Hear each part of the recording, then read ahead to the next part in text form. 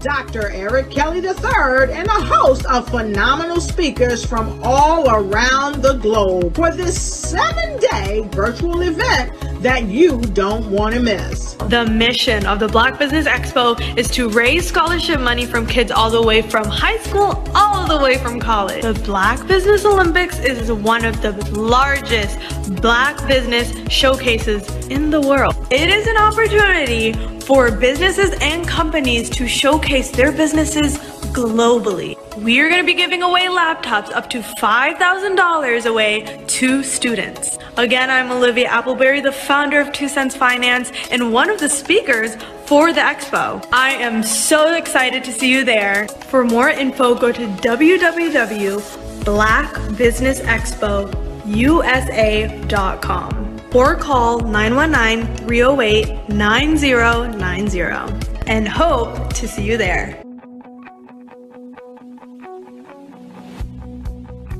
I am Black Business. From the moment I wake until the time I sleep. Yes, I am Black Business.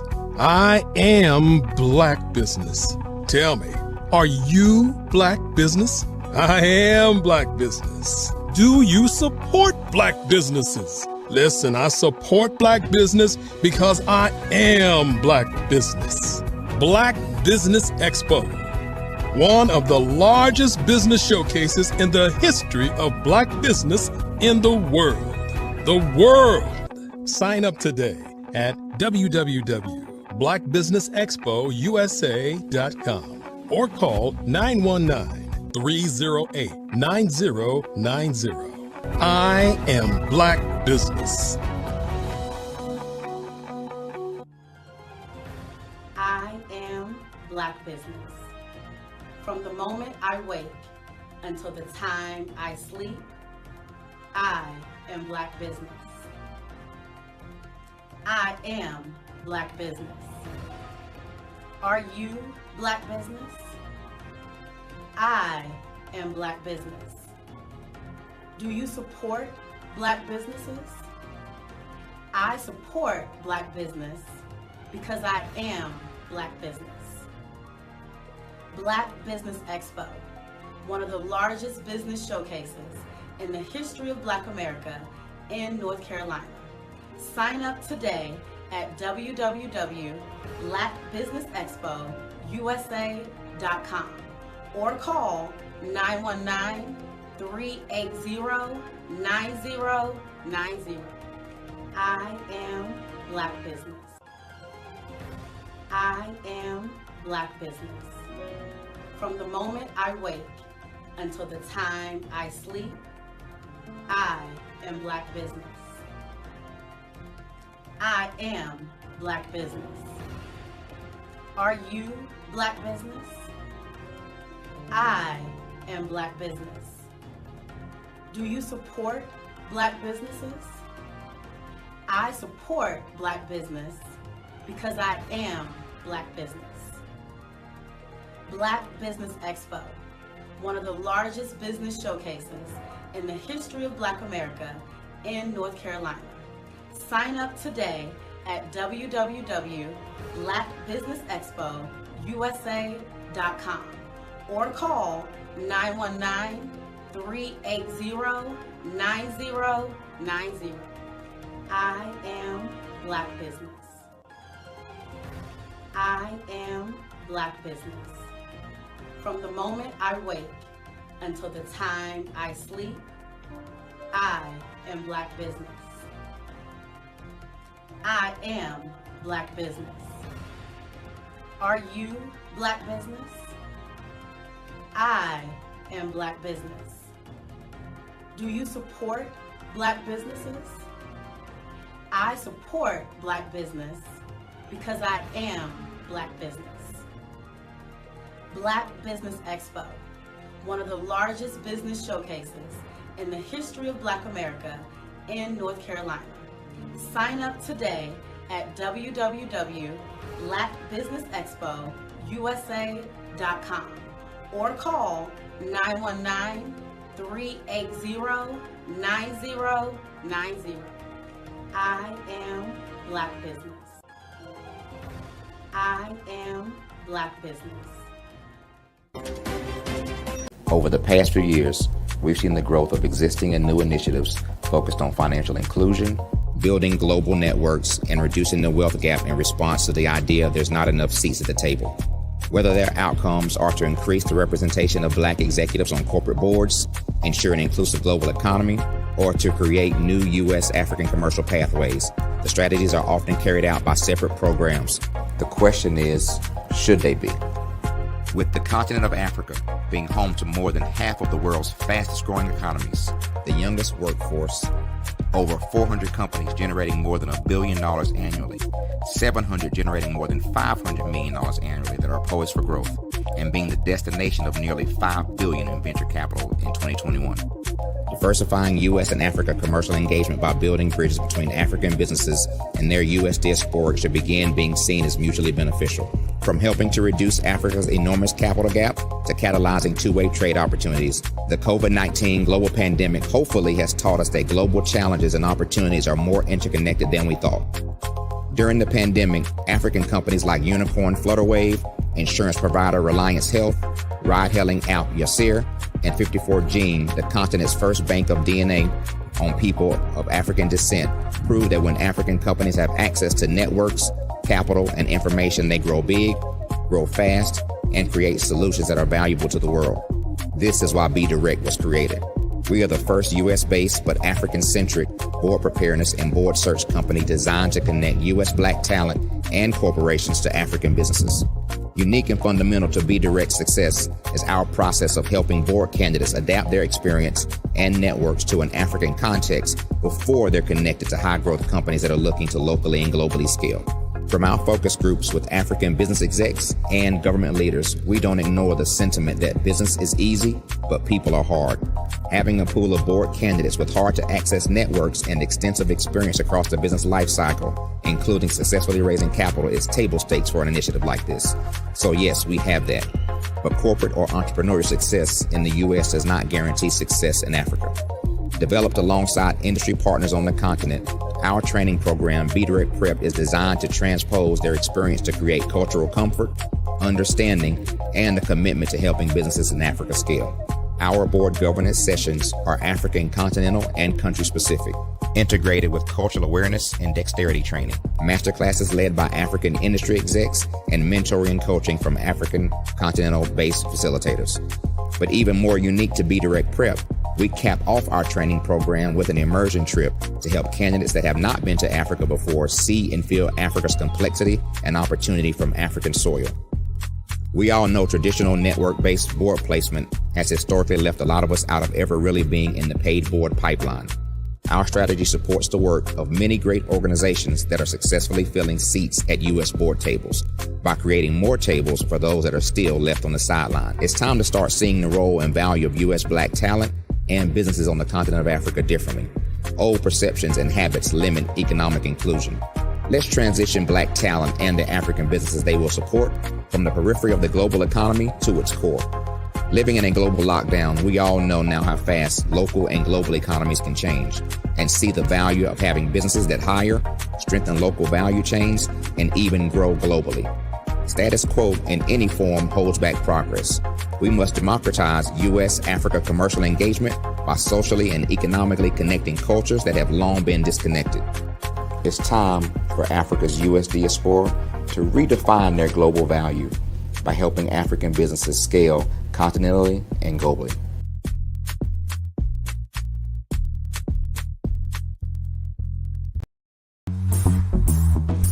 Attention all entrepreneurs and companies. Are you looking for reliable and efficient virtual assistants and back office support to help you manage your business tasks? Look no further than Superwoman Business Services.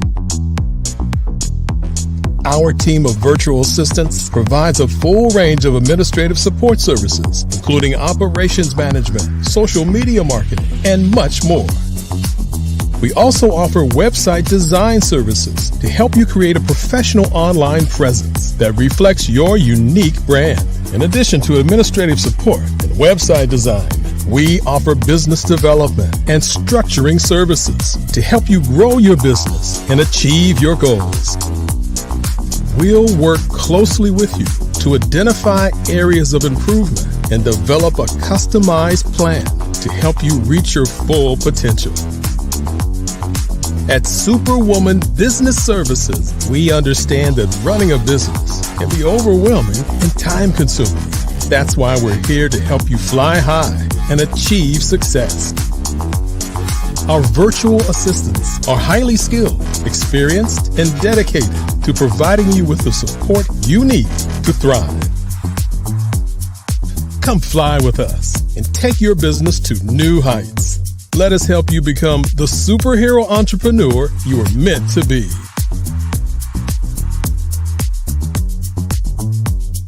Contact Superwoman Business Services today to learn more about our back office support services. Come fly with us and take your business to new heights.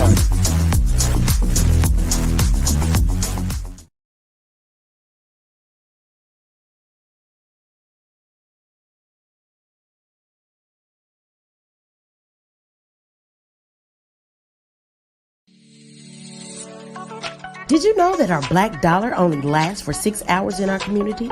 Yet other communities, their dollars last for 19 to 30 days.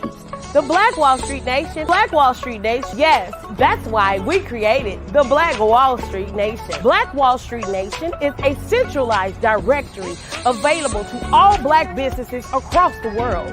It was created for businesses like you, the ones that want to start and the ones who have a dream that have already started, such as businesses like Drop in a Bucket Productions, Valito Foods, Sugar Tea Brandy Firm, All the Dazzle, Bun Cakeaholic, Miss Riot, and you.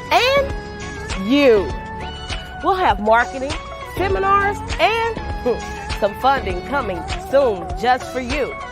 So, we want you to come and join us. www.blackwallstreetnation.com. See you there.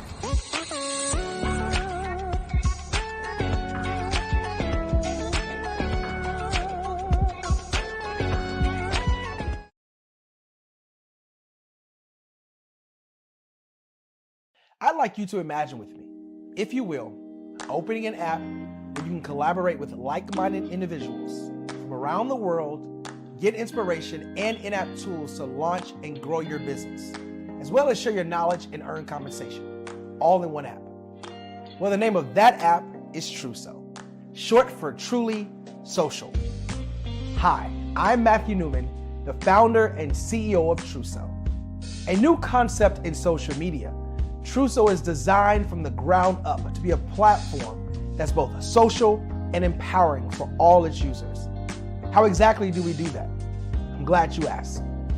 First, Truso brings the world together via video.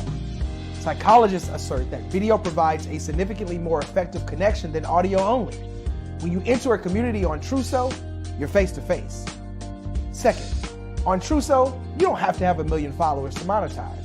Our business model allows all hosts and moderators to monetize, no matter the size of your following, by 1, producing fee-based content, and 2, inviting others to join the platform as subscribers. Even more, Truso has an in-app resource library with over 100 free resources, forms, and documents to help you build your brand and grow your business. Third, Truso is inclusive. The deaf and hard of hearing communities make up 360 million people worldwide. Unlike audio-only apps, Truso embraces this community, providing a networking platform that allows them to participate via video and closed captioning. We even have a deaf and hard of hearing foundation in the works as well. Fourth, Trousseau is both social and safe. We refer to Trousseau as a virtual extension of the beauty shop, barbershop, and brainchild of the community. A place where there's laughter, along with wisdom, growth-oriented conversation, and genuine connections in a safe space. Trousseau even has proprietary security to ensure we maintain a safe environment for everyone. Where are we at now? Trousseau is live, y'all. We've launched in beta and we're acquiring users daily.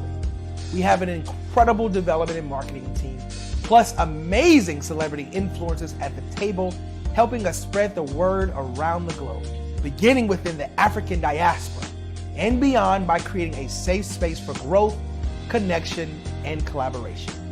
We're truly excited about Trousseau. We've created something special for which there is a global market. And we invite you to embark on this journey with us as a shareholder. The future for Trousseau is truly bright. Join us and let's go there together.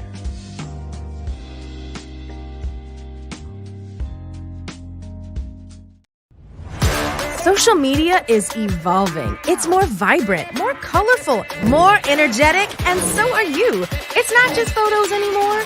It's video, it's audio, it's subscriptions. And now there's Fanbase, a new monetized social network.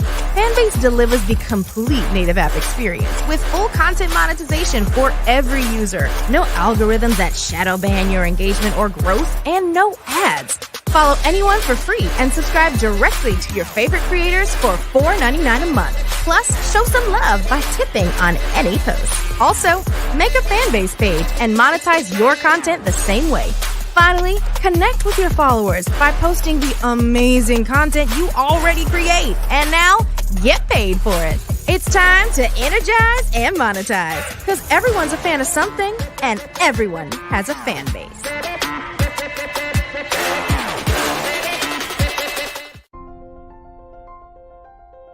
What if you could build your own city? A place where every child can find nurturing people to help them achieve their full potential. A place where every adult can access job training support. Where health education is abundant. Where social justice ruled the land. A place without limitations. Welcome. You have arrived at STEM City USA. It is what every city should be. A safe and trusted community where you find people and resources to help you become everything you are and beyond. STEM City is unlike anything you have ever experienced. It is a digital twin of the world around you, only better. STEM City is about energy and soul renewal. It is more than a digital world. You can almost feel the power of live cultural events, music, and theater. STEM City promises a better future for children with caring mentors and hands-on activities with dedicated tutors to support our youth. STEM City is your passport to a healthy lifestyle with weekly events addressing our community's many issues.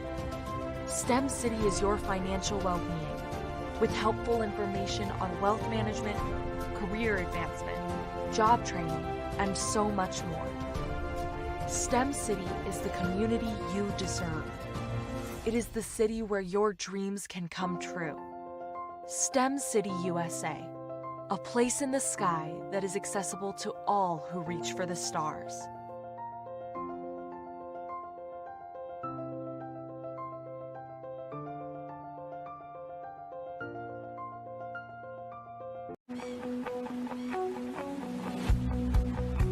I am Black Business. From the moment I wake until the time I sleep. Yes, I am Black Business. I am Black Business. Tell me, are you Black Business? I am Black Business. Do you support Black businesses? Listen, I support Black business because I am Black Business. Black Business Expo, one of the largest business showcases in the history of Black business in the world. The world. Sign up today at www.blackbusiness.com. blackbusinessexpousa.com or call 919-308-9090. I am Black Business.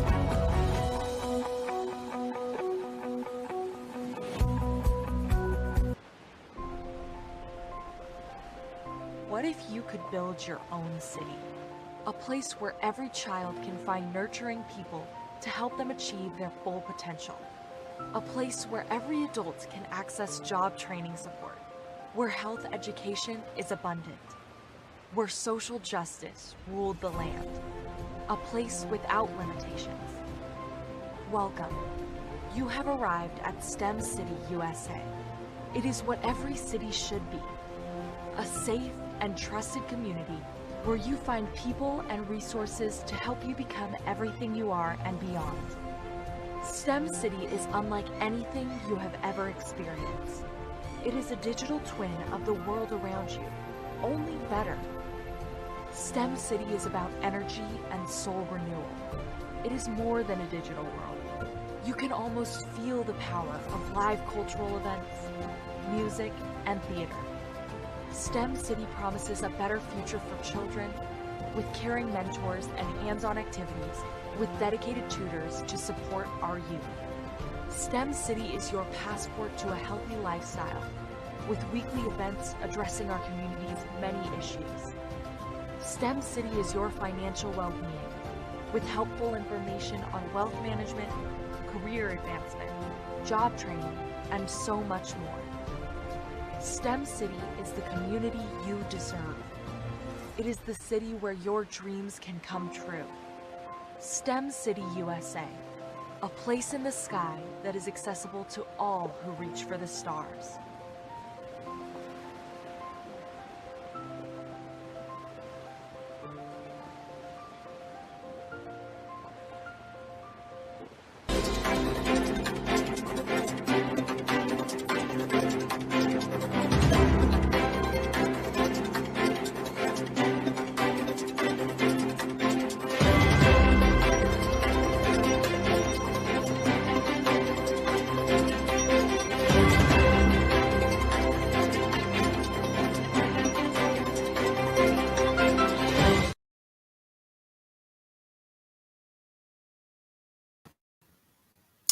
Good afternoon, business owners, entrepreneurs, thought leaders, and corporations. Welcome to the Black Business Network.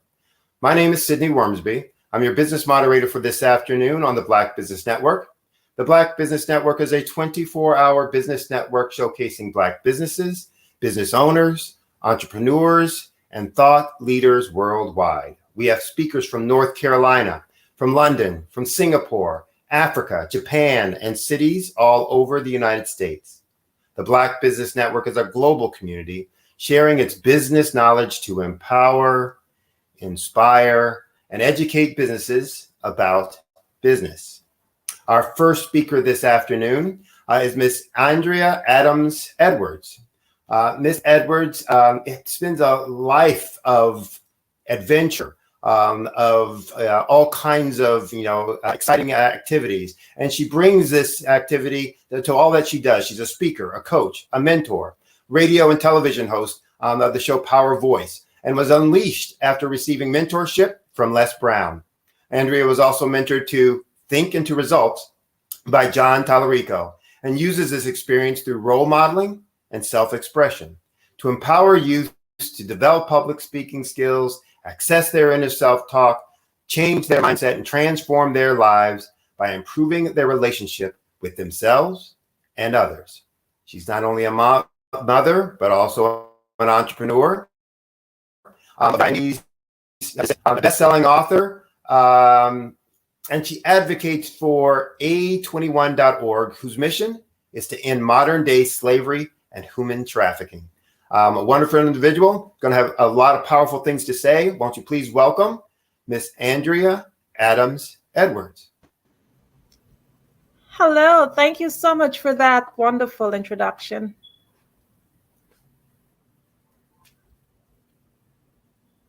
Hi, Miss Edwards, how are you? I'm doing fantastic. How are you today? Good, good, good. I'm glad to have you on the show. I know you have a powerful message. Your background is impressive. The things that you're involved with are noble and inspiring. So I'm going to get out of your way. And as we say, genius is common. I'll see you on the other side. Good afternoon, audience. It is indeed an honor. I'm humbled to be able to share with you some of my expertise on this amazing network. Thank you again, Dr. Kelly, for having me the opportunity to present. I'm just here to share with you this evening on how to craft and promote and profit your path to online course success.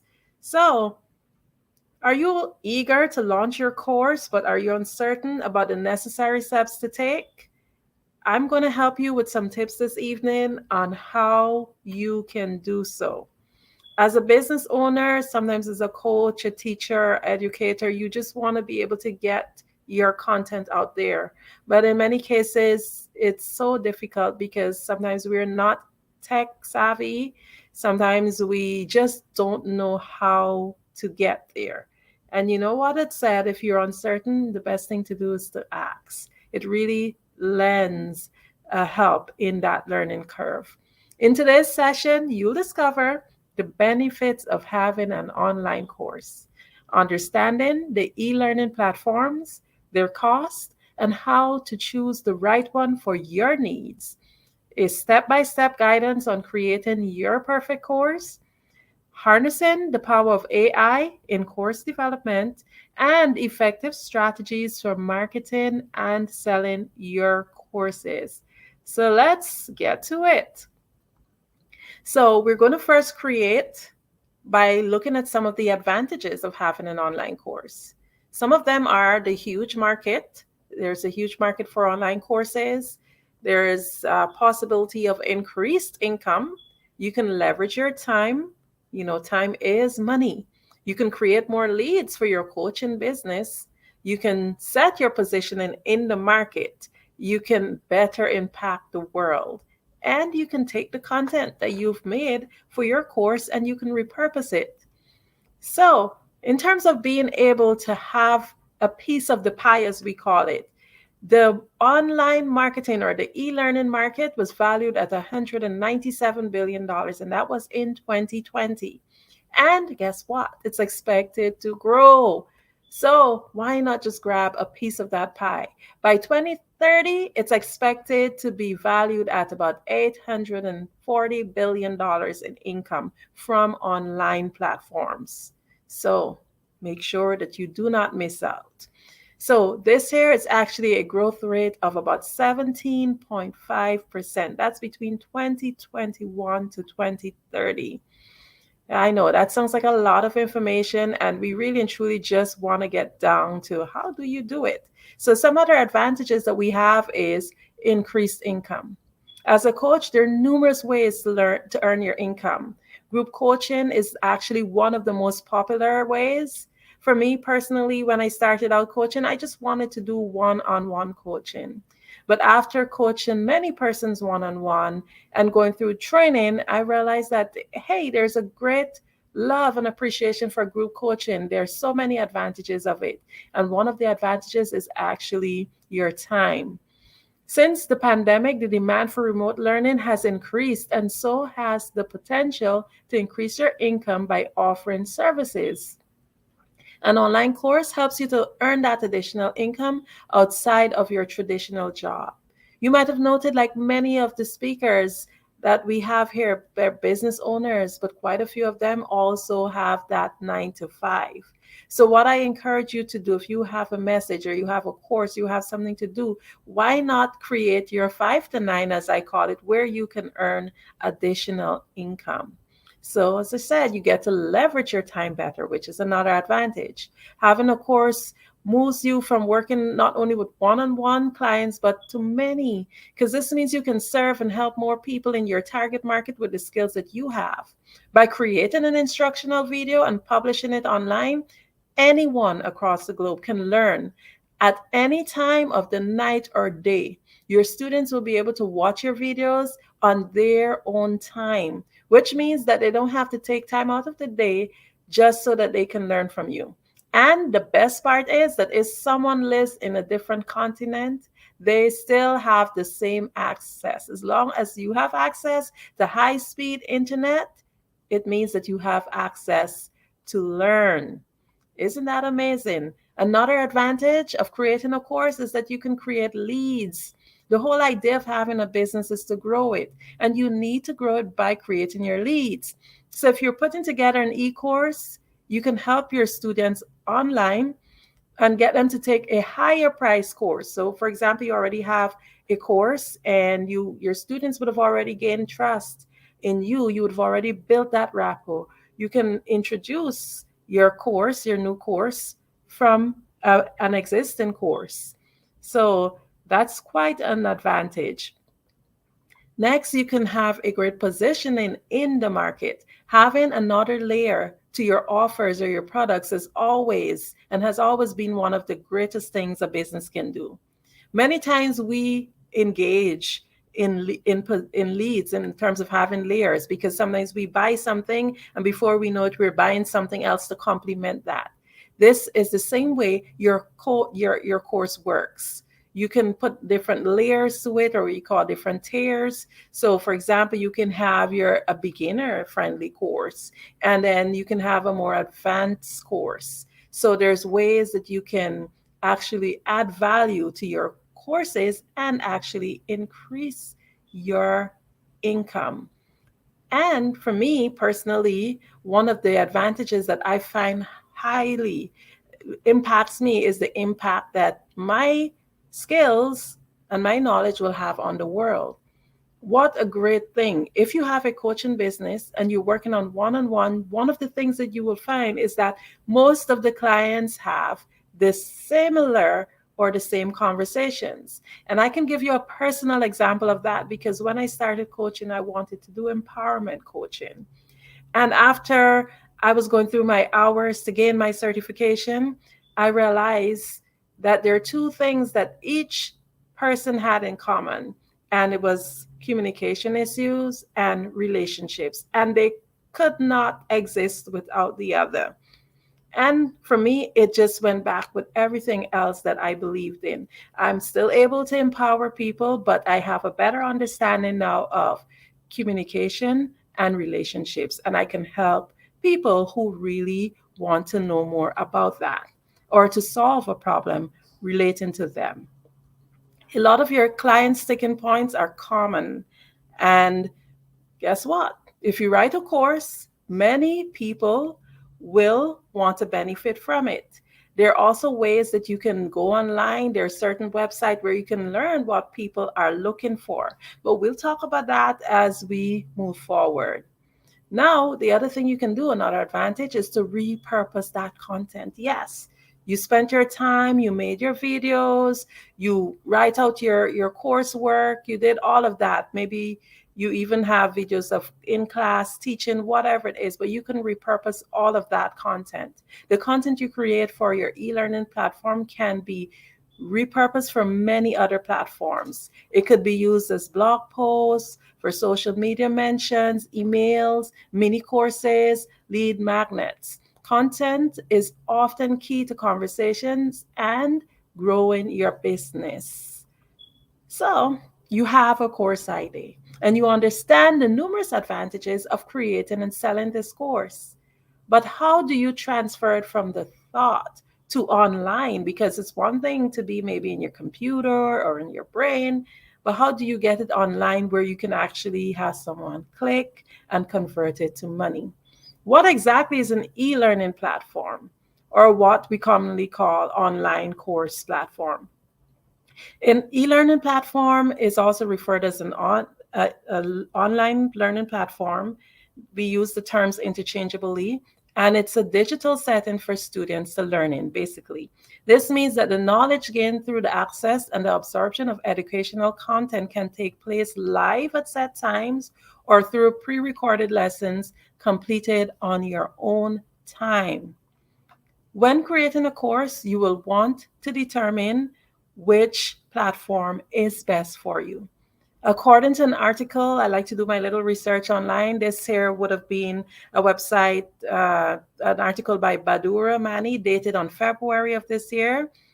It's on sellcoursesonline.com. You can check it out. It's entitled 19 Best Online Course Platforms for 2023, Tried and Tested. Thinkific rated the highest standalone platform. And this was followed by Kajabi, then Teachable. So I'm just going to share with you the list of 10, but there are like 19 they mentioned in the article. And believe you me, this is not an exhaustive list. So Thinkific ranked number 1, then it was followed by Kajabi, Teachable, Newzenler, LearnWorlds, Padilla, Mighty Networks, LearnDash, Udemy, Talent LMS. I know that you guys might have heard of quite a few of them. And I myself, I would have tried some of them on free trials and try to learn them to see what the differences are. For me personally, my favorite, when I balance it between price and what was necessary for my learners, I ended up leaning towards LearnWorlds. But they're all unique and beautiful in their own way, depending on what is it that you're trying to achieve. So we have an idea of where these platforms are. But one thing as a coach, especially if you're trying to balance work and building a new business, is cost. How much does it cost? Some of them are free, some you do have to pay. And the difference in terms of price is always the tiers and what is it that is being offered. So the higher the price, the more advantages you have. So for example, Thinkific do have a free offer, and it goes up to $4.99 per month. Kajabi starts at $149 to $3.99 per month. Teachable, they have a free platform, and their highest tier is $2.99. Newzenler starts at $67, and it ends highest tier is $197, and this is per month. Mind you that with most of these platforms, you can pay for an entire year at a bigger discount, but it depends from platform to platform. Number 5, it's LearnWorlds, and they start at $29, their lowest tier, and their highest tier is $2.99. I'm not going to mention the rest. The rest of them, you can do your research. I shared the webpage with you guys, so you can research and see what is best for you. I only listed the top 5 from the article. However, when you're selecting a platform, ensure that you read the benefit that comes with each price tier, because this will help to determine which is best according to your current needs and, of course, your budget. The platform that you choose varies depending on your economic resources. And every instructor has a unique teaching style. Therefore, the course material will be delivered differently per instructor. So you may want to create a do-it-by-yourself course or a hybrid course with one-on-one and group classes mixed with a do-it-by-yourself material. It could be mixed up. It could be one-on-one. But whatever it is that you as an instructor need to get that end result, you will have to think it through and choose a tier that matters. So all the factors determines the complexity of your platform. So it's something you really do have to think about. What is it that you're offering, and how can these platforms best serve you? So the platforms all have their tiers. Of course, as I mentioned before, some free, the free ones have very limited capabilities. Because, for example, if you may want to teach an in-person class as part of your course curriculum, but if you have a free platform with a free account, with the platform, this feature might not be available. So I'll give you an example. With LearnWorlds, you can actually create your live sessions, and it links directly to your Zoom account. But if you have a free account or maybe the lowest tier, you might not be able to create live sessions in a specific e-learning platform. So you have to decide what's happening. In a case like that, it means that you would have to come out individually and send emails out to your students. Whereas if you have the live sessions, your students can sign into the platform and they can have direct access to the live sessions without you having to send out an email with links and all sorts of other things that take away from your time. So basically, in order to determine which platform is best for you, you have to consider the IT expertise. That's one. And secondly, your budget. In terms of your IT expertise, you have to determine how familiar you are with IT and how user-friendly is the platform. Because you may be a little bit IT familiar, but still that platform may be a more complex platform. So those are all things you have to consider. The second thing, of course, is your budget or your financial resources. How much are you willing to pay, depending on what your needs are? Do you need to pay for additional help to upload and maintain the course? Each course material creators need differs. So remember that the individual need has to be analyzed, and this is a critical part in determining what you are doing. So you have your course ID. You understand that there are advantages of creating your course. You've studied your platform options. You have different platforms you can put this course on, and you've selected the best platform. So what you are basically ready. So, but how do you start? You have this information, but where do you start? So the first thing you have to do is to ensure that you create that ideal course, because you don't want to just have your ideas scattered all over and there is no kind of, there's nothing format to it. So to create your ideal course, you have to, of course, have a course title. You should test the idea. You should do extensive research on the topic. You should write the course outline, and you should plan lessons. And each lesson should be planned with a goal. And you must ensure that it's tangible. And once you've done all of that, then you can definitely upload and sell your course. So let's go back to creating your course title. We're going to dive a little bit into that. So you must know your audience. You must choose clear over clever, because some course title sounds really, really clever, but you don't know what is it that they're trying to sell. And you should use attention-grabbing words. And of course, focus on the outcome. Because the main reason why somebody does a course or sign up for something is because it's a problem that they need to solve. So if you can have that problem highlighted, or the solution, I should say, because it's an outcome we're focusing on, highlighted in the course title, then you will get the attention that you need. Now, you should test the idea, of course. It's important. This is actually one of the most important steps, because you want to be sure that there's sufficient demand for the topic. Before going to work, measure the demand for the topic at hand. Ask a group of friends, as well as your existing audience, what they think of the subject you have in mind. You can test it out by sharing polls online or forums to your audience. You can make a short tutorial first, monitor its performance, see how many people are looking at it.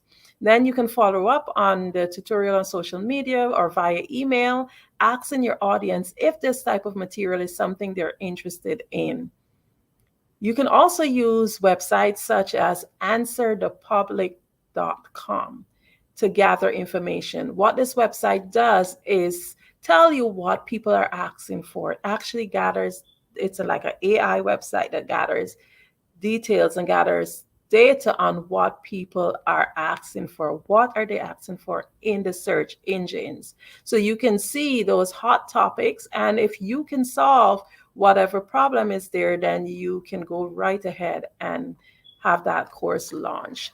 Of course, you need to do extensive research on the topic.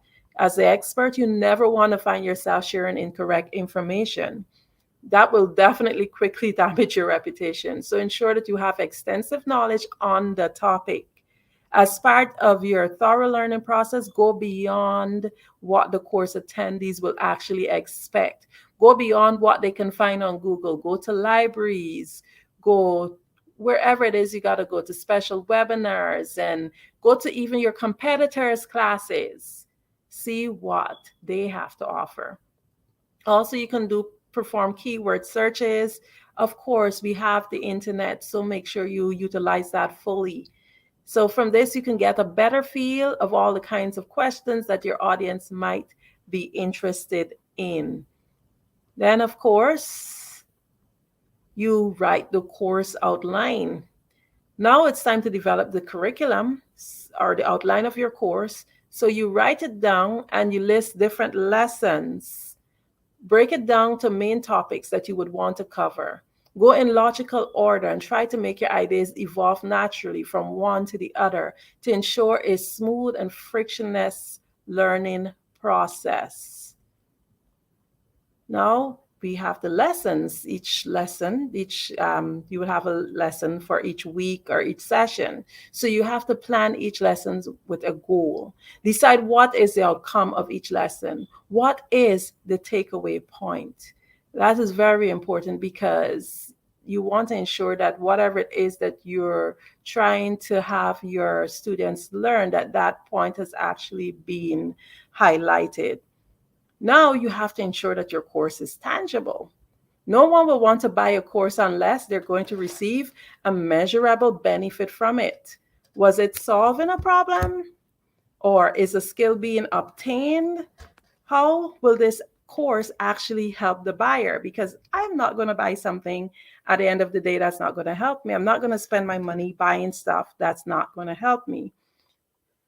Now, you can also use AI. You can use AI to create your program. You can even write your courses. You can use a video using AI. They're bot-generated videos that you can use. Their web pages. They're different things that you can use in the AI area in order to be able to generate your course. The bot-generated copy gets a lot of things right. It's concise, professional, and conversational, and many times even engaging. And if you're able to introduce the topic with just a simple prompt, you can rely on the AI tools to help you to create your course. Many of us, we're quite old-fashioned and we want to just have our own content and fully ours. That is great. Also, it's a change in time. And if we can actually just interchange our thoughts in terms of using a little bit of both, then we will have phenomenal courses out there. When it comes to creating useful, engaging, and effective training content, AI tools can give you a significant advantage over starting from scratch. But it doesn't mean that they can or should take on the whole task, because you want to add your own taste to it. You want to make sure that your course is actually very much so quite unique. So you have all that information. Here's the best part. We want the money also. It is about creating meaningful stuff for the world, but we also need money. So here's where you upload and sell your course. So it's important to note that you do not have to complete the entire course before you begin selling. That's a thing. That's something that a lot of coaches have in mind. Oh, I'm still writing my course. I'm still preparing it. That you don't need to finish your course in order to begin selling it. You can release your content by drip learning, and you may tweak your content from week to week based on the needs of your student or your customers. So that way you can launch your course and in a few days you can have it selling. So how do you market and sell the courses? You can join Facebook groups with similar topics. You can accept speaking opportunities. You can use ClickFunnels. You can build your email subscription list. You can create your own private Facebook groups, create webinars, and you can reach out and network daily. One of the main things that really helps is that people buy from people. And I was listening to a webinar earlier where they say that people actually buy from a soul when they feel you rather than what the product is being sold. So your soul is equal to your brand. And one of the things that we fail to realize is when we actually reach out, we are creating meaningful connections And people are they release and they spend easier when they feel as if they know who they're buying from.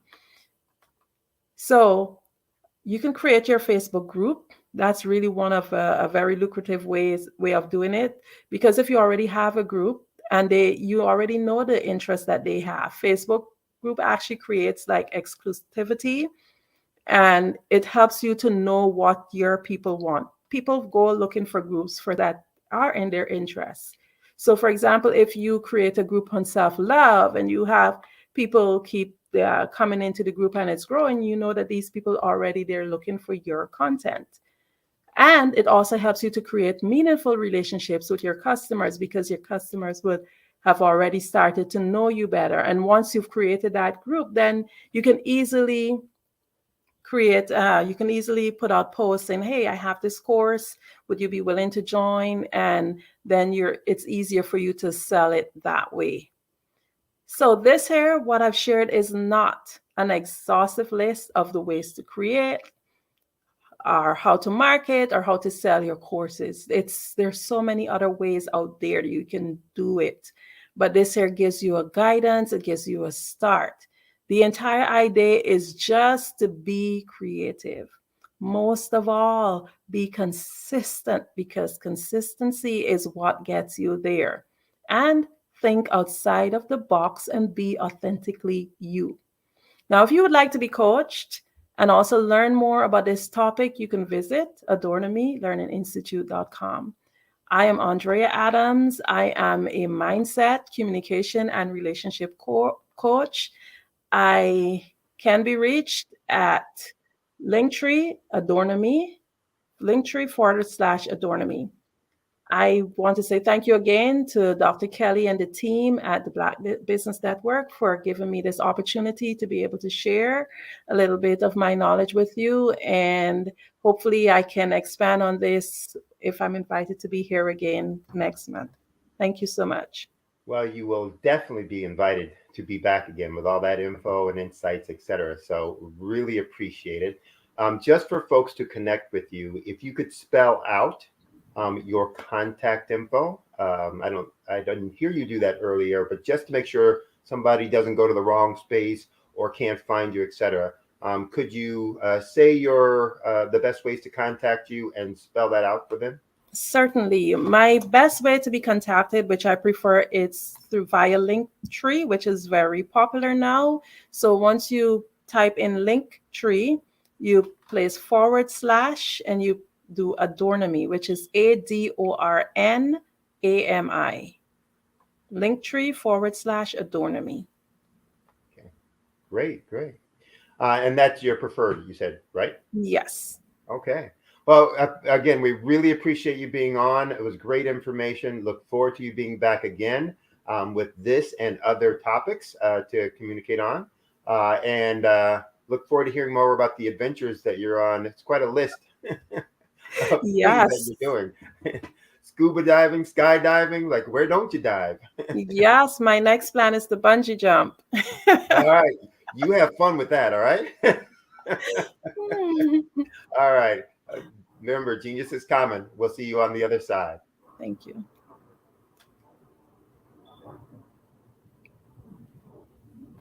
All right, folks. The Black Business Expo's mission is to raise funds for senior college for 12 entrepreneurs. This expo is a fundraiser for students. So you can go to www.blackbusinessexpousa.com. Again, it's www.blackbusinessexpousa.com to donate to the scholarship fund. Or you can use the Cash App that should be rolling on your screen below with the account $BBX USA. Again, that account is $BBX USA. Our goal is to give laptops and up to $5,000 to 10 students. So students, you can register online at that same website, www.blackbusinessexpousa.com. Remember, every dollar counts. So we want to remind you, please donate to the scholarship fund. We also want to thank our Black Business Expo USA sponsors for the month of October 2023. Those sponsors include NC100, Moody Capital Partners, Suede Soul, Lotus Richer Coaching and Training, Carolina, Virginia Minority Supplier Development Council, Step Management, Barbara H. Smith, LLC, Margie McLean Foundation, Inc., Genius is Common, Earth Essentials, Milani Shani Global, the Executive Women's Success Institute, the Quality Coaching Company, Superwoman Business Services, Creative Force Studios, Lee Entertainment, Artistic App Design, First Atlantic Insurance Company, 5-Star BDM, and the Black Business Expo USA. And remember, genius is common. I'll see you on the other side. Attention all entrepreneurs and companies. Are you looking for reliable and efficient virtual assistants and back office support to help you manage your business tasks? Look no further than Superwoman Business Services. Our team of virtual assistants provides a full range of administrative support services, including operations management, social media marketing, and much more. We also offer website design services to help you create a professional online presence that reflects your unique brand. In addition to administrative support and website design, we offer business development and structuring services to help you grow your business and achieve your goals. We'll work closely with you to identify areas of improvement and develop a customized plan to help you reach your full potential. At Superwoman Business Services, we understand that running a business can be overwhelming and time-consuming. That's why we're here to help you fly high and achieve success. Our virtual assistants are highly skilled, experienced, and dedicated to providing you with the support you need to thrive. Come fly with us and take your business to new heights. Let us help you become the superhero entrepreneur you are meant to be.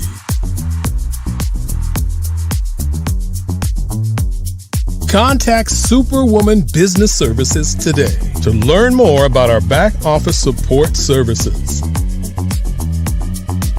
Come fly with us and take your business to new heights.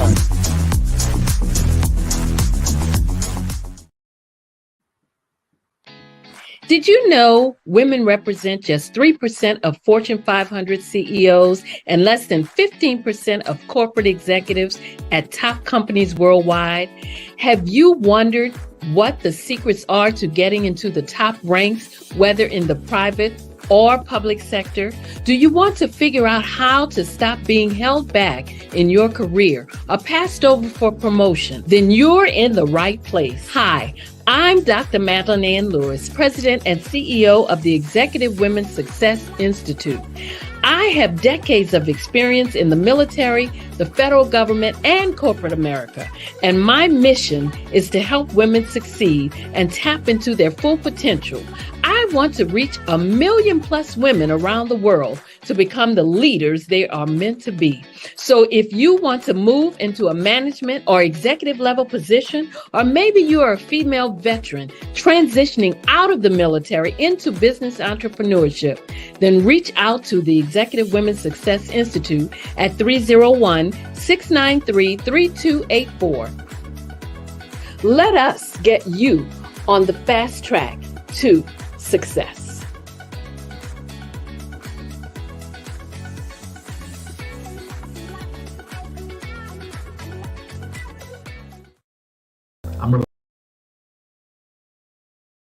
I'm Ramon Ray, founder of Smart Hustle Magazine and smallbiztechnology.com.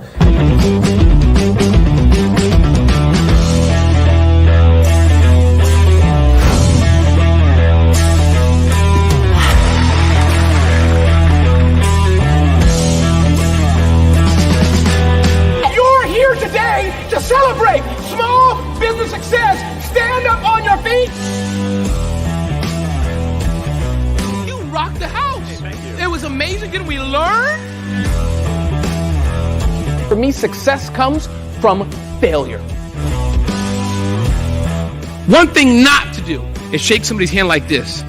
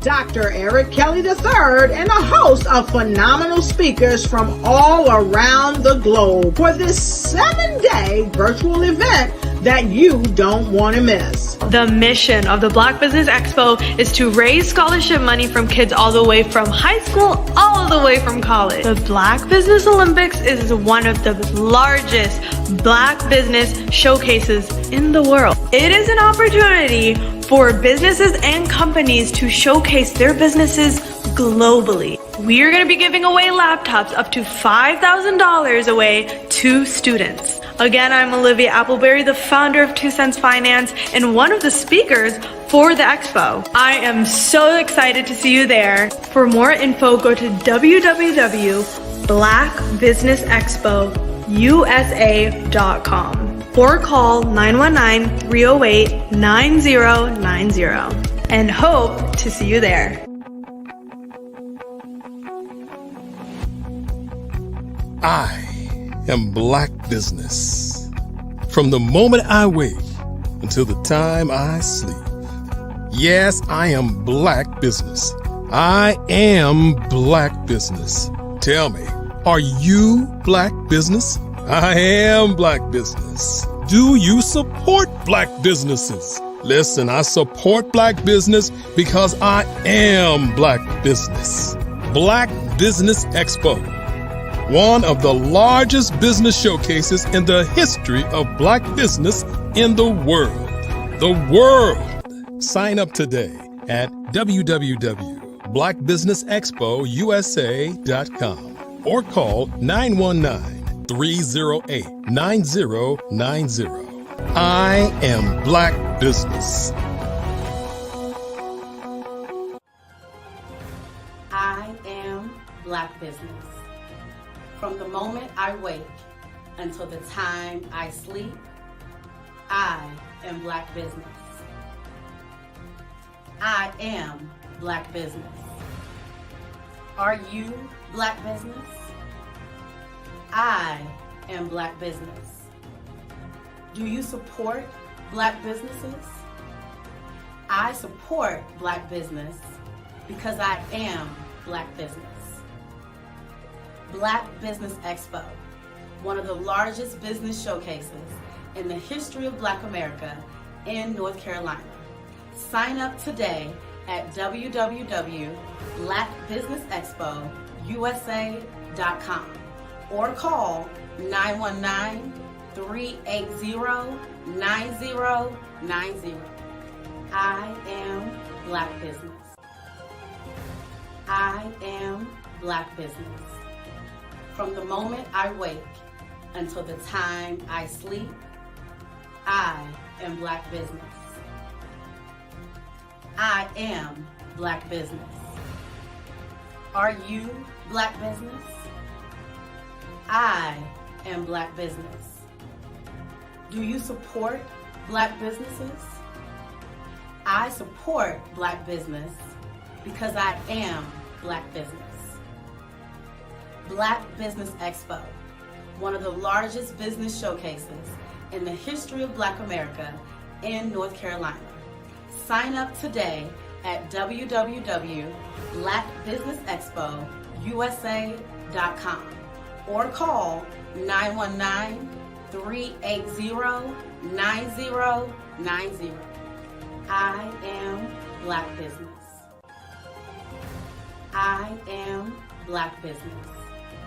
From the moment I wake until the time I sleep, I am Black business. I am Black business. Are you Black business? I am Black business. Do you support Black businesses? I support Black business because I am Black business. Black Business Expo, one of the largest business showcases in the history of Black America in North Carolina. Sign up today at www.blackbusinessexpousa.com or call 919-380-9090. I am Black business. I am Black business.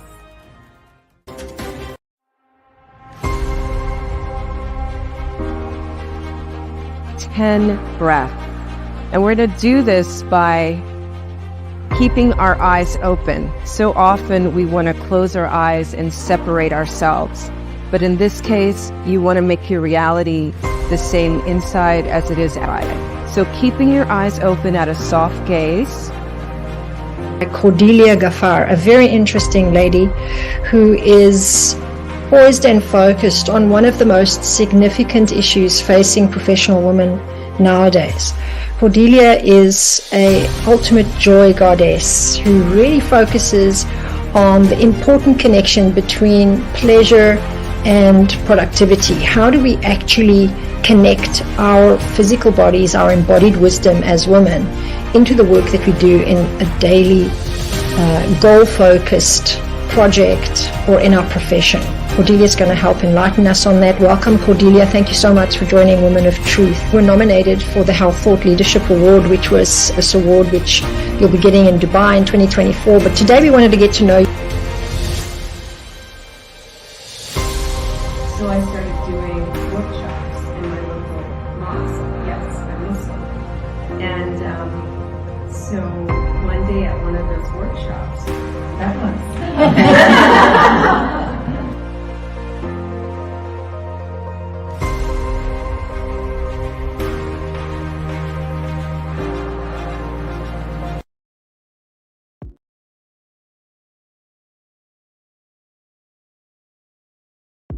The Black Business Network and Black Business Olympics are essential platforms for Black business owners globally. They provide the tools and support you need to succeed in today's competitive marketplace. Join us today as we collaborate together with businesses from around the world to support our children, students, and young future entrepreneurs, Black businesses and corporations.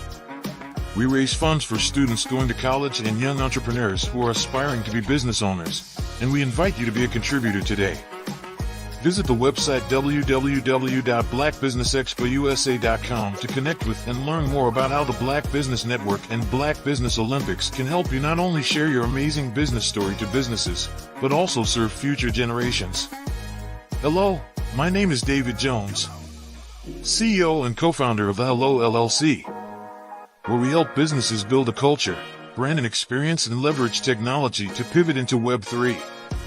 Join the Black Business Network streaming live into Roku, Metaverse, STEM City, Black Multiverse Enterprises, Hulu, YouTube, iHeartRadio, Apple, Facebook, LinkedIn, Spotify, Twitch, and Google Podcasts.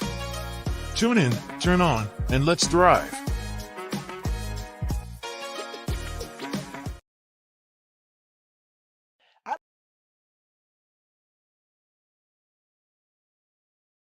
I'd like you to imagine with me, if you will, opening an app where you can collaborate with like-minded individuals from from around the world, get inspiration and in-app tools to launch and grow your business, as well as share your knowledge and earn compensation, all in one app. Well, the name of that app is Truso, short for Truly Social. Hi, I'm Matthew Newman, the founder and CEO of Truso. A new concept in social media, Truso is designed from the ground up to be a platform that's both social and empowering for all its users. How exactly do we do that? I'm glad you asked. First, Truso brings the world together via video. Psychologists assert that video provides a significantly more effective connection than audio only. When you enter a community on Truso, you're face to face. Second, on Truso, you don't have to have 1 million followers to monetize. Our business model allows all hosts and moderators to monetize, no matter the size of your following, by 1, producing fee-based content, and 2, inviting others to join the platform as subscribers. Even more, Truso has an in-app resource library with over 100 free resources, forms, and documents to help you build your brand and grow your business. Third, Truso is inclusive. The deaf and hard of hearing communities make up 360 million people worldwide. Unlike audio-only apps, Truso embraces this community, providing a networking platform that allows them to participate via video and closed captions. We even have a deaf and hard of hearing foundation in the works as well. Fourth, Truso is both social and safe. We refer to Truso as a virtual extension of the beauty shop, barbershop, and brainchild of the community. A place where there's laughter, along with wisdom, growth-oriented conversation, and genuine connections in a safe space. Truso even has proprietary security to ensure we maintain a safe environment for everyone. Where are we at now? Truso is live, y'all. We've launched in beta, and we're acquiring users daily. We have an incredible development and marketing team, plus amazing celebrity influencers at the table, helping us spread the word around the globe, beginning within the African diaspora and beyond by creating a safe space for growth, connection, and collaboration. We're truly excited about Truso. We've created something special for which there is a global market. And we invite you to embark on this journey with us as a shareholder. The future for Truso is truly bright. Join us and let's go there together.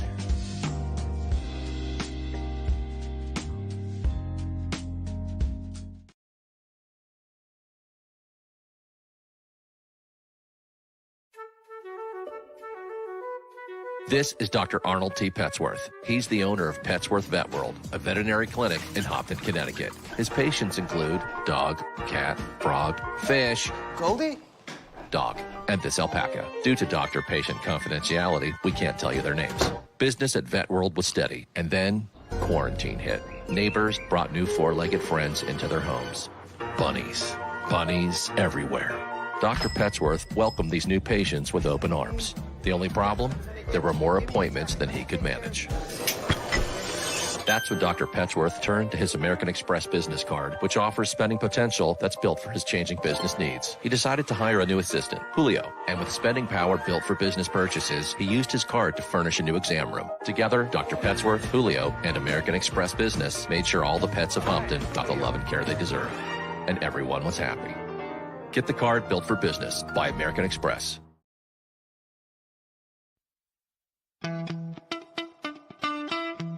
How many times have you been asked to help someone you didn't even know, a student, a business entrepreneur, or did you ever even ask, where did they end up? That business, that friend, that entrepreneur. Well, just maybe they ended up in a gang, bankrupt, homeless, or worse, dead. Maybe they turned to crime, drugs, and alcohol. Did you ever wonder? Did you destroy their dream, or was your life always so easy? At the Black Business Olympics, we started a movement to help students complete. Give them hope and foster success. Help them to leave their dreams of providing laptops, computers, and up to $5,000 in scholarship funds.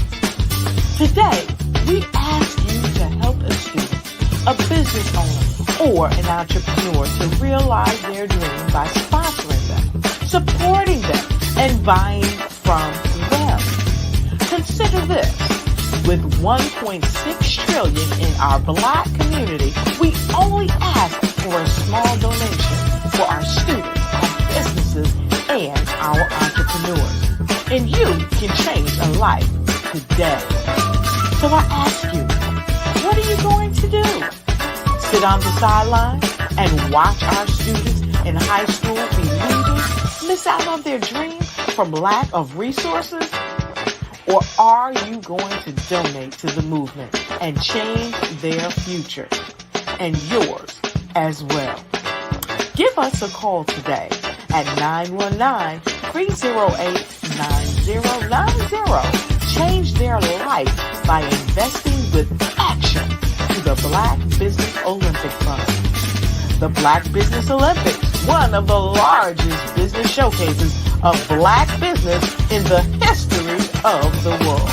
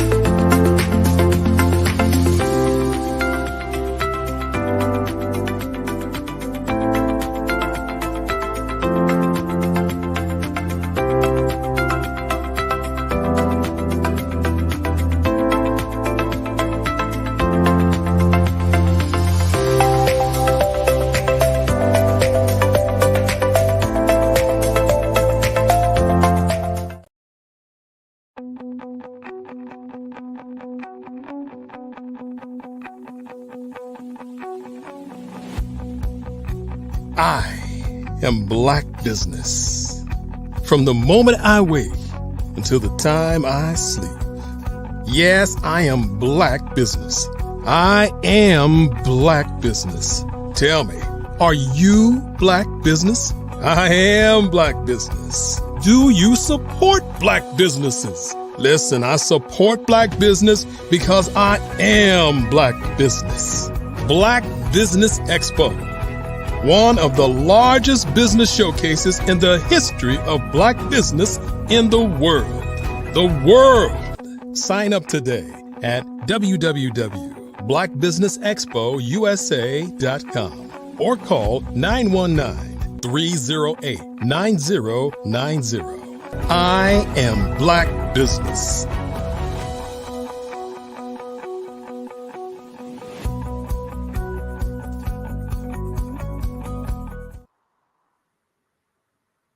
Good afternoon, business owners, entrepreneurs, thought leaders, and corporations. Welcome to the Black Business Network. My name is Sydney Wormsby, and I'm your business moderator for this afternoon on the Black Business Network. The Black Business Network is a 24-hour business network showcasing Black businesses, business owners, entrepreneurs, and thought leaders worldwide. We have speakers from North Carolina, London, Singapore, Africa, Japan, and cities all over the United States. The Black Business Network is a global community sharing its business knowledge to empower, to inspire, and to educate businesses about business. Our next speaker this afternoon is Miss Cordelia Gaffar. Miss Gaffar is the ultimate joy goddess. a soul medicine woman guiding women to have multiple orgasmic sex every time. She's a holistic healing practitioner, certified in sports nutrition, and a certified Movement 109 facilitator. As a CEO of Workout Around My Day, Inc., Ms. Ghaffar is a globally sought-after speaker, workshop and movement facilitator, a 4-time best-selling author of not 1, not 4, but of 8 books, including America's Leading Ladies with Oprah Winfrey, and a host of her personal podcast, The Free to Be Show. Cordelia is inducted into the Global Library of Female Authors in 2020 and is the recipient of multiple awards, including the Top National Influencer, Sexy Brilliant Leader, and the Brains Global 500 Award of Influencers and Entrepreneurs for 2021 and 2023. She's also won Podcast of the Year in 2022 and was named Best Podcast Host from Powerhouse Global in 2019. She left her position as a CFO for a small IT firm in Washington, D.C. 19 years ago to homeschool her 6 children and to do all those other things that I talked about earlier. She's been featured on American Media Meditating Radio, British Muslim TV, South African Radio 786, Soul Wealth Radio in Washington, D.C., and Fox News. She's a busy, busy lady. I present to you Miss Cordelia Ghaffar. Hi, Sydney. How are you? Good to see you again. I'm great. Good to see you too. Yeah, and you know what? There's more stuff that's not on there, but I'll tell them in my presentation. Well, I don't know how you have time to do all that stuff. That's amazing in terms of the things that you've gotten involved with. But it also, the number of awards and recognition that you've received really speaks to the power of what you do, the power of what you say, and how people connect with that. So I'm going to get out of your way so you can show them all of that info. And as we say, genius is common. I'll see you on the other side. Thank you, Sydney. So today I want to start out with one of my favorite quotes from one of my favorite people. Self-care is cool now, but once upon a time it wasn't. And I say that Eartha Kitt is the original self-nurturing distinction here, diva. And so I want to begin with this quote as I'm sharing with you today on 4 ways to align yourself for receiving, okay? The price you pay to be yourself is worth it. And when I say receiving, I'm the ultimate joy goddess, helping women to be multi-orgasmic. And statistics show that 62% of women are sexually unsatisfied and 80% don't even have orgasms. So what I'm not going to talk to you about today is how to have an orgasm, but in order to have an orgasm, you must be in a frequency of receiving. And so this, in this way, I will give you a viewpoint from how to nurture yourself for that. So I was saying before we begin, one of the things that has happened recently is I have been nominated for Health Thought Leader, and that is because of this work with helping women to be multi-orgasmic, because orgasms, so there's having sex, right? And which is good for health. It's a good physical activity. However, if you don't have that inner spiritual alignment and free your body, your nervous system, and your muscles to receive, then it doesn't lower your blood pressure. It doesn't help you with your immune system, and it doesn't adjust your gut flora, which is the mind behind our immunity. So I have created 2 processes. One I mentioned in this book, my foundational Replenish Me process, and my Detached Love book.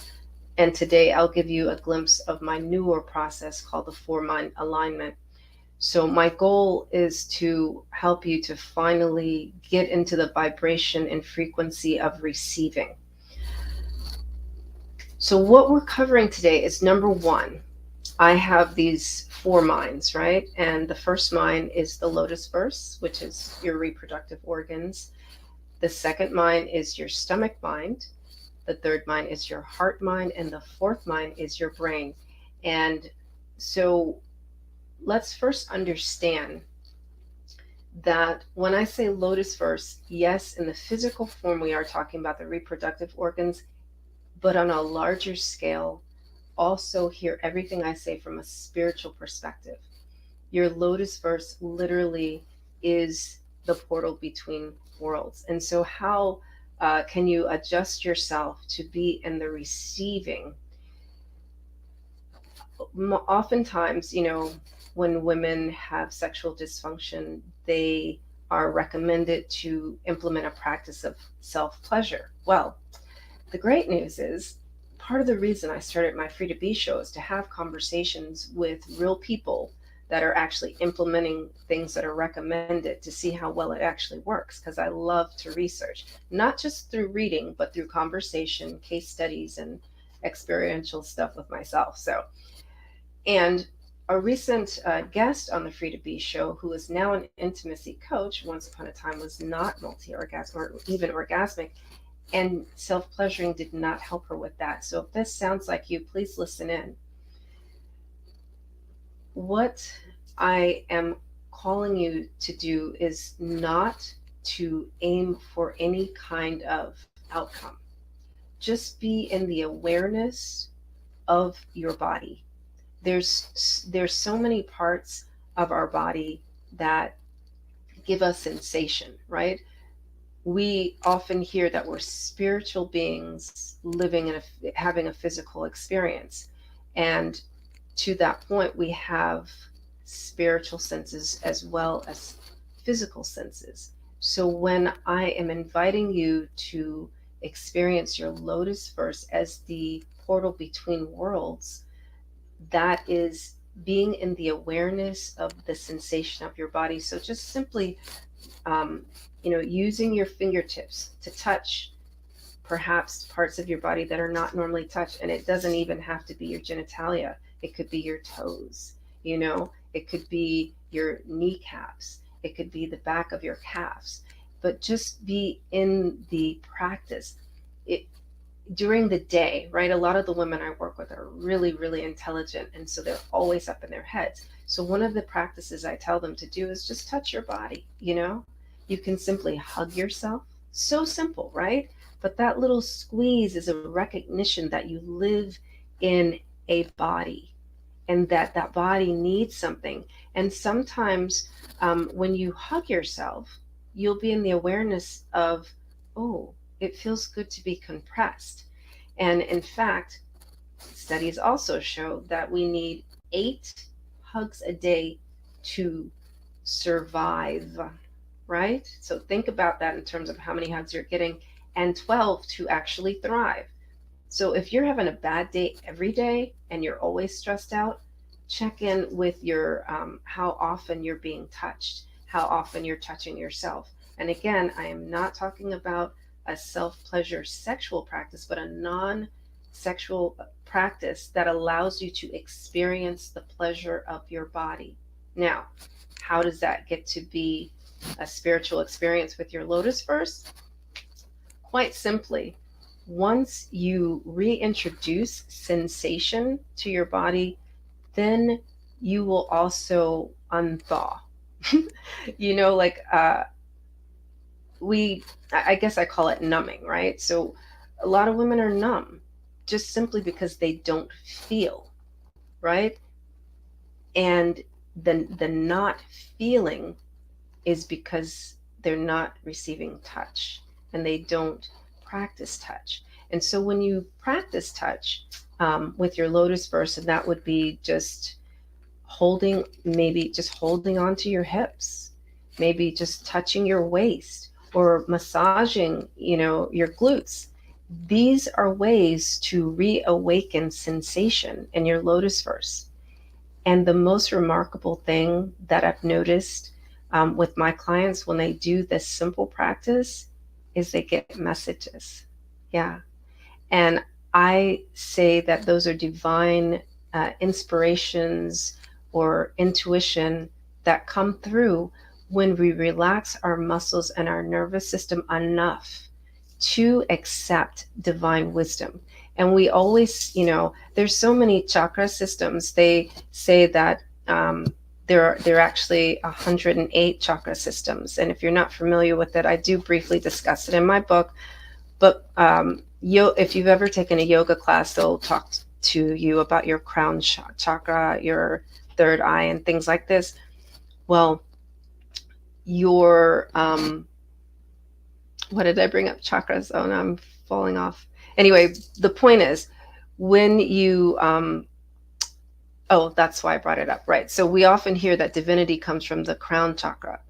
And in my four-mind alignment, which I've created myself from my own research, remember, from case studies, reading, conversations, all the things, is that in fact, the wisdom, the divine wisdom, at least for women, comes through your lotus verse.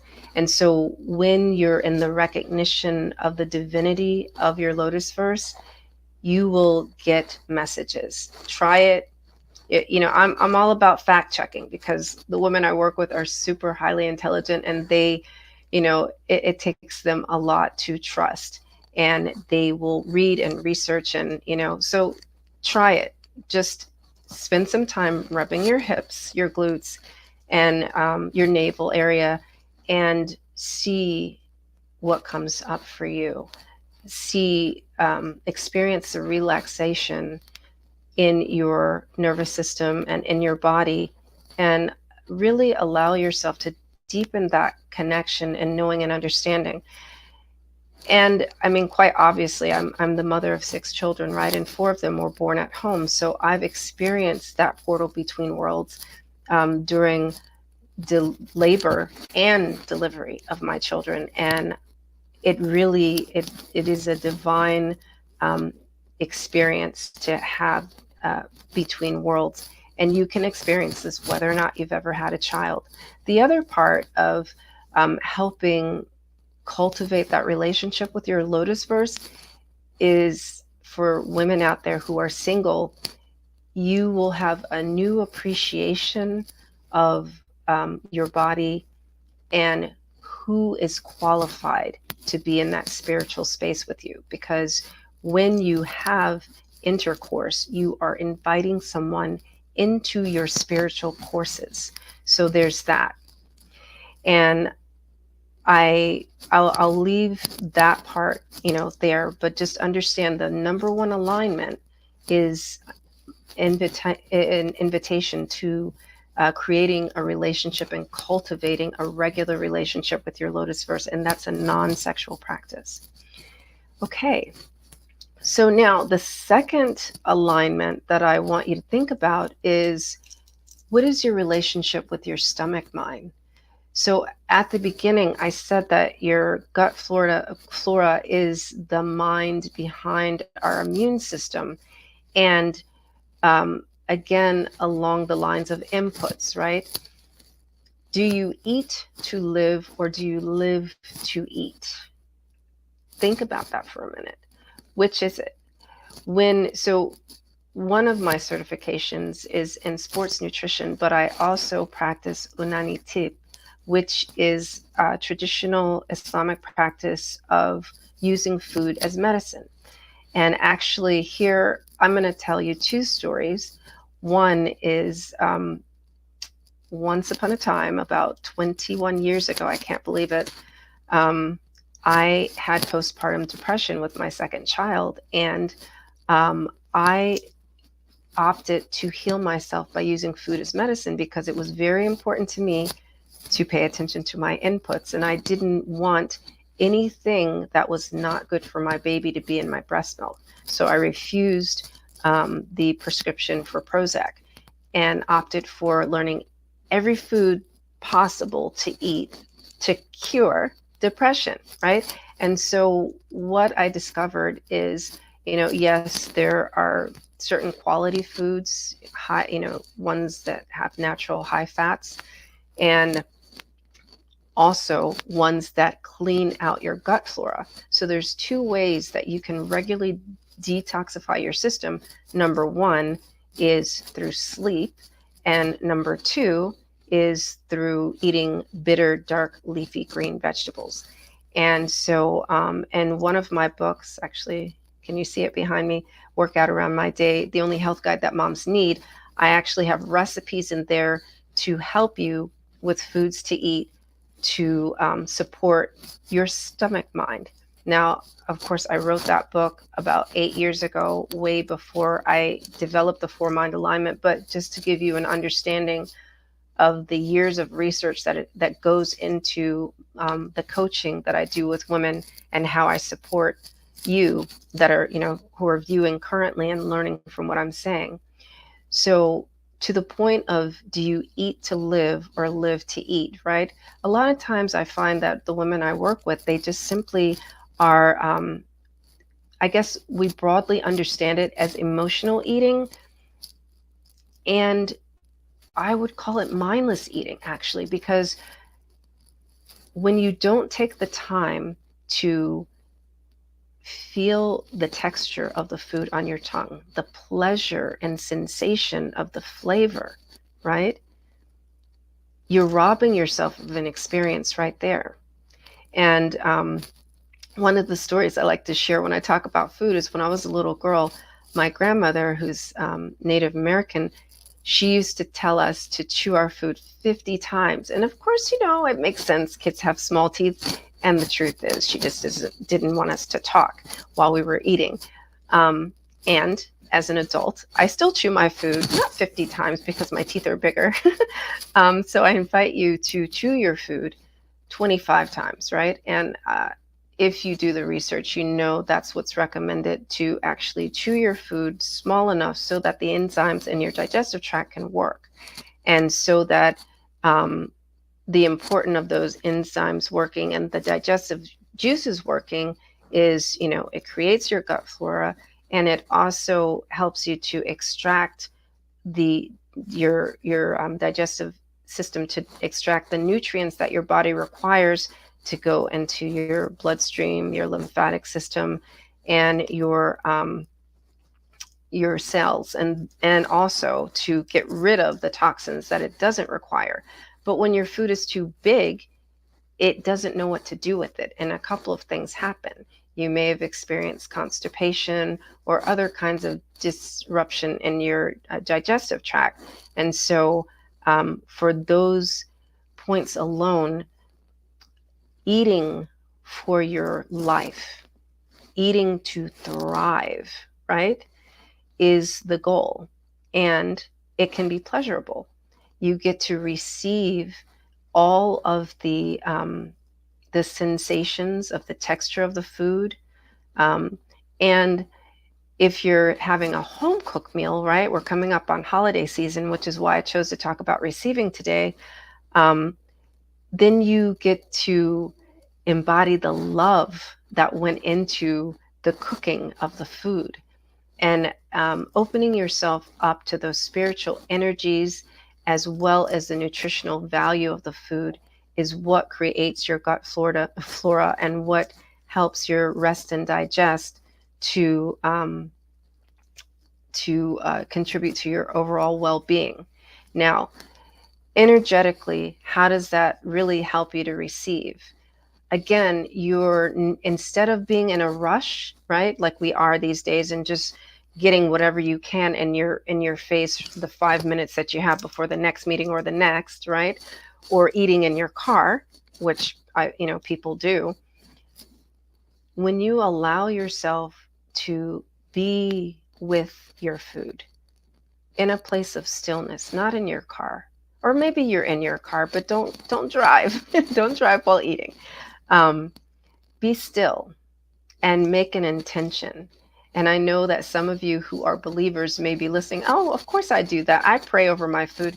No, there's a distinction.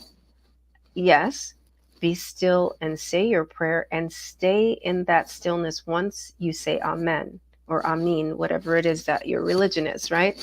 And you begin to eat.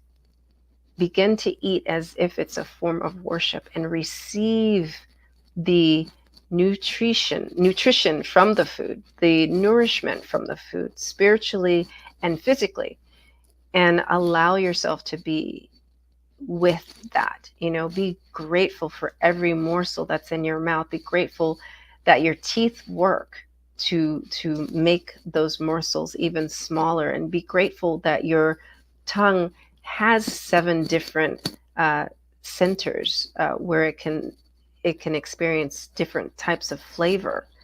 And be grateful for your saliva, so that once you chew your food small enough, it can go down into your digestive tract and then further, elevate your energy levels.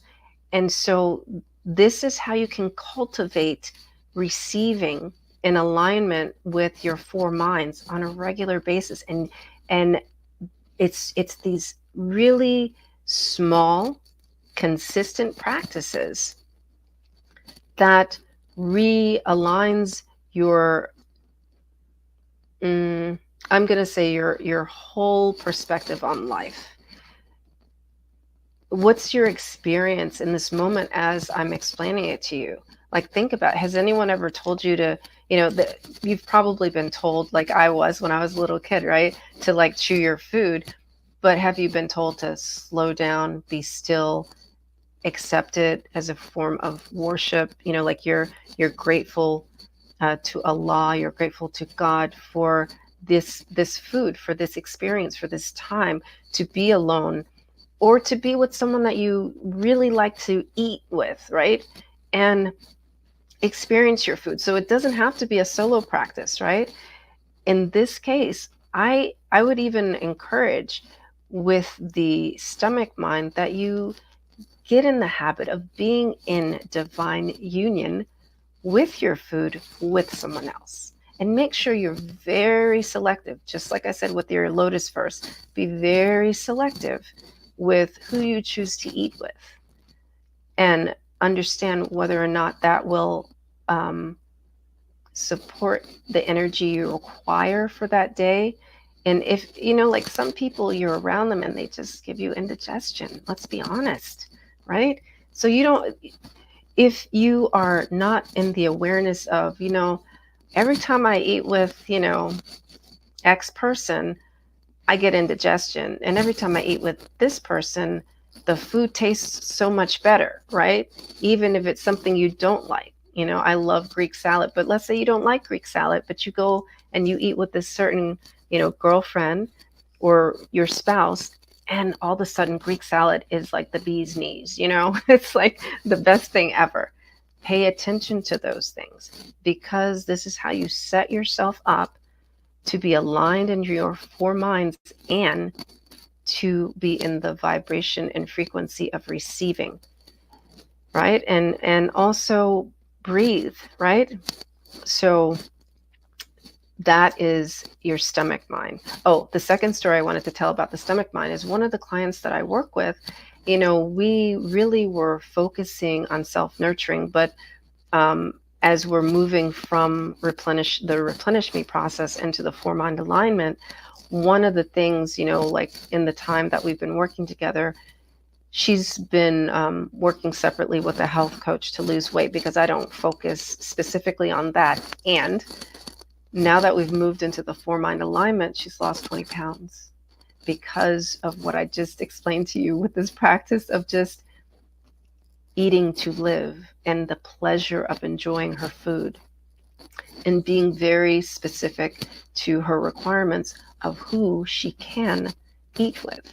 And so if that is something that you are aiming to achieve, I don't like to say lose weight, but if you're aiming to release weight, release matter from your body, then this is a practice that you really want to take on board. And I can support you with that. There is like a free journal that I offer on the Ultimate Joy Goddess website, where you can, all these practices that I'm sharing with you today, you can go over there, get the journal, and just be a student of your own practices for a week and see what your outcome is. And with that, let me take you to the third alignment. So the third alignment that I want to bring your attention to is in your heart mind. So your heart mind is my invitation with your heart mind is to love with your entire heart. Now, I know that there are a lot of servant leaders that are part of this community and listen to these talks.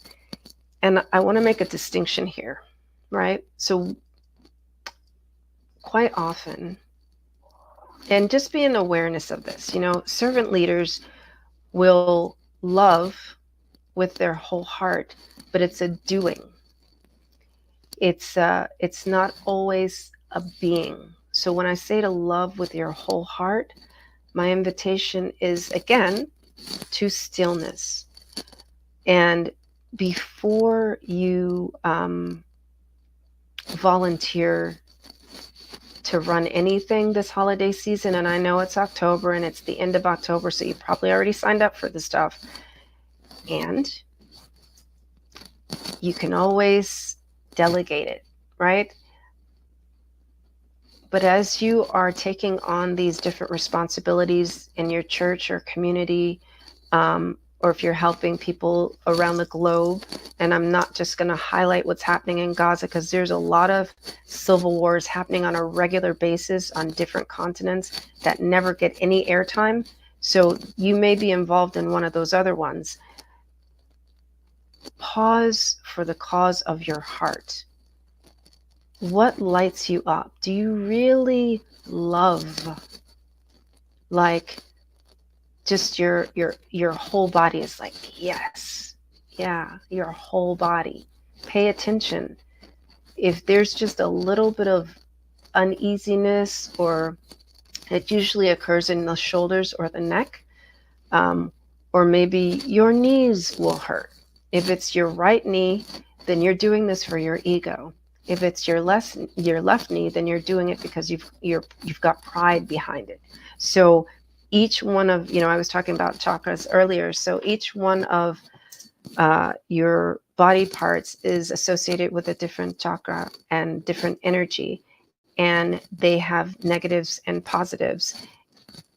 We understand them as negative and positive, but they have good effects and energetically depleting effects on your body. And I do also talk about that in my Detached Love book right from the outset. So when you have those responses in your body, don't dismiss it. Don't say, I've done this for the past 10 years or 20 years and the whole community is expecting. Release what's expected and accepted and tune into your heart. Now, right now, excuse me, gentlemen, I'm going to speak to the ladies. Women, when we get to a certain age, right? When we get to a certain age, you may notice there's some things that you just don't want to do anymore, and it annoys you. And you know what that is? That's divine awareness screaming at you to say, you did good, sweetheart, but let it go. That's not for you anymore. In fact, you probably never wanted to do that. And that's when you find out what you really love and what you really don't love. And it's okay to speak up for those things. I would say that the heart mind is attached to the throat. And of course, my 4-mind alignment doesn't really align to any particular chakra system. But if it did, it would be the heart and the throat together. And when you know what you love with your whole heart, then you can be a stand for that. And the other part of that, you can be a stand for your requirements, because when you're in union, in divine union with your own heart, then you can love yourself with your whole heart first and foremost. Hey, Sydney. Hey, it's great information as usual. So wonderful job.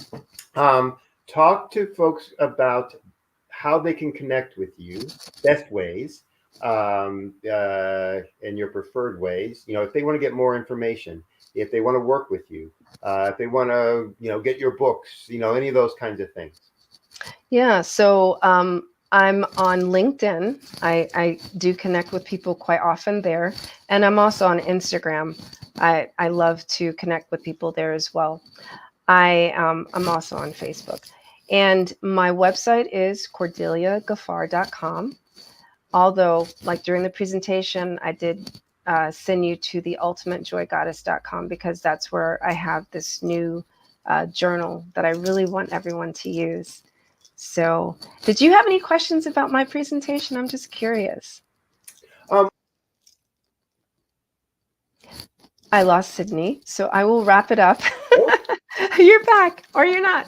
Hey, we're playing. This is fun. So the 3 alignments to help you to receive, I will just summarize while I have a minute, is the align your lotus verse, right? That's the magnetizing between worlds. Your stomach mind, make sure that you're eating to live, not living to eat, right? Just eating all things. And number 3 is that you love with your whole heart so that you know your requirements and that you're really showing up in what will support you first and foremost. And secondly, what will support the world with your gifts. And what I heard through a lot of that was, being both connected and aware of what's going on with you, so that you can, be able to present. We are playing kind of peekaboo, I guess, but also, in terms of, utilizing that is, understanding what that means in terms of then your actions and behavior. So I think we might have lost Cordelia for good this time, but I want to thank her for being on and all that she does in terms of the information that she provides, and how detailed and specific it is, but also how impactful it can be in individuals' lives. So thank you, Cordelia. Look forward to having you on again in the future. And as she said, you can contact her, through her website or through LinkedIn. There we go again. Yeah. So you can connect with you through your website, through LinkedIn, or through Instagram. Instagram at? It's always Cordelia Gaffar. I make it so easy. Yeah, okay. Cordelia Gaffar. Yeah, just you can Google search me and just pop up. Well, again, thank you very much for being on. Look forward to having you on again. And as we say, genius is common. I'll see you on the other side. Other side. Bye. All right, thank you. So the Black Business Expo's mission is to raise funds for high school seniors going to college or for K through 12 entrepreneurs. This expo is a fundraiser for students. So you can go to www.blackbusinessexpousa.com. Again, that's www.blackbusinessexpousa.com to donate to the scholarship fund. You can also use the Cash App that should be rolling on your screen below. And use the account $BBX USA. Again, that's $BBX USA. Our goal is to give laptops and up to $5,000 to 10 students. So if you're a student, you can register online at the same website, www.blackbusinessexpousa.com. Every dollar counts. So again, we want to remind you to donate to the scholarship fund. We also want to take some time out to thank our Black Business Expo USA sponsors for the month of October 2023. Those include First Atlantic Insurance Group, 5-Star BDM Media, Hello LLC, NC 100, Moody Capital Partners, Suede Soul, Lotus Richet Coaching and Training, California, Virginia Minority Supplier Development Council, Step Management, Barbara H.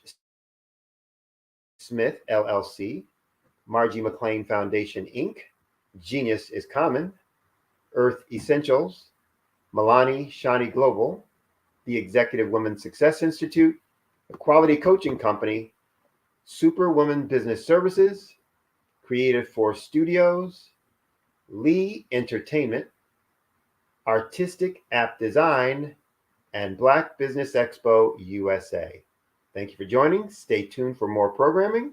And remember, genius is common, and I'll see you on the other side.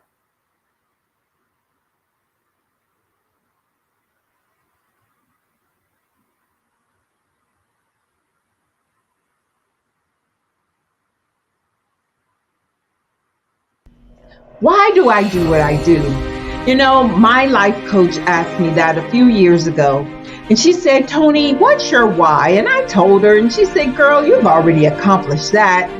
Perhaps you need a new why. Hi, Tony Harris, Amy Hoydu with Say It Said Marketing, one of your students. And just wanted to say thank you, Tony Harris, for spending so much time with me and giving me that boost in my business that I so drastically needed.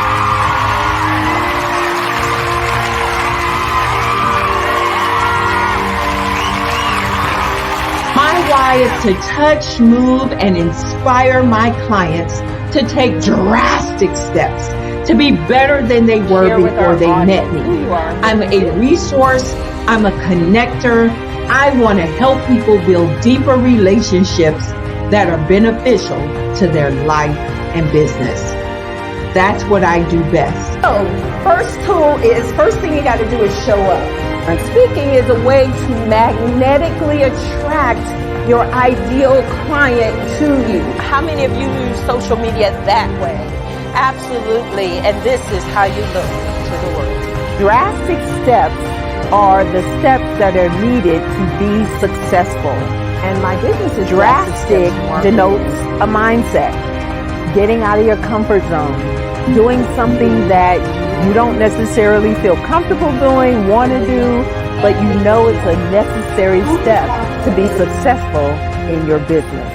I get the most satisfaction when I see my connections flourishing into relationships long after I am gone.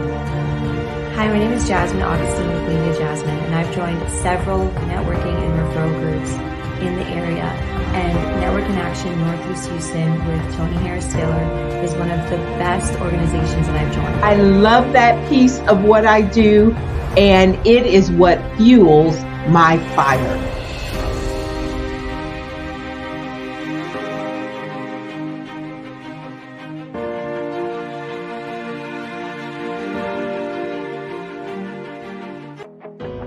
I am Black Business. From the moment I wake until the time I sleep, I am Black Business. I am Black Business. Are you Black Business? I am Black Business. Do you support Black businesses? I support Black business because I am Black Business. Black Business Expo, one of the largest business showcases in the history of Black business in the world.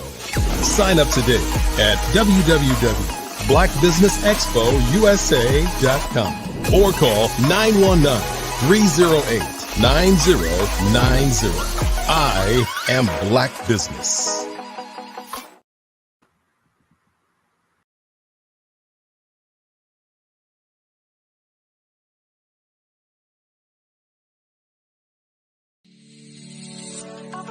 Did you know that our black dollar only lasts for 6 hours in our community? Yet other communities, their dollars last for 19 to 30 days. The Black Wall Street Nation. Black Wall Street Nation. Yes, that's why we created the Black Wall Street Nation. Black Wall Street Nation is a centralized directory available to all black businesses across the world.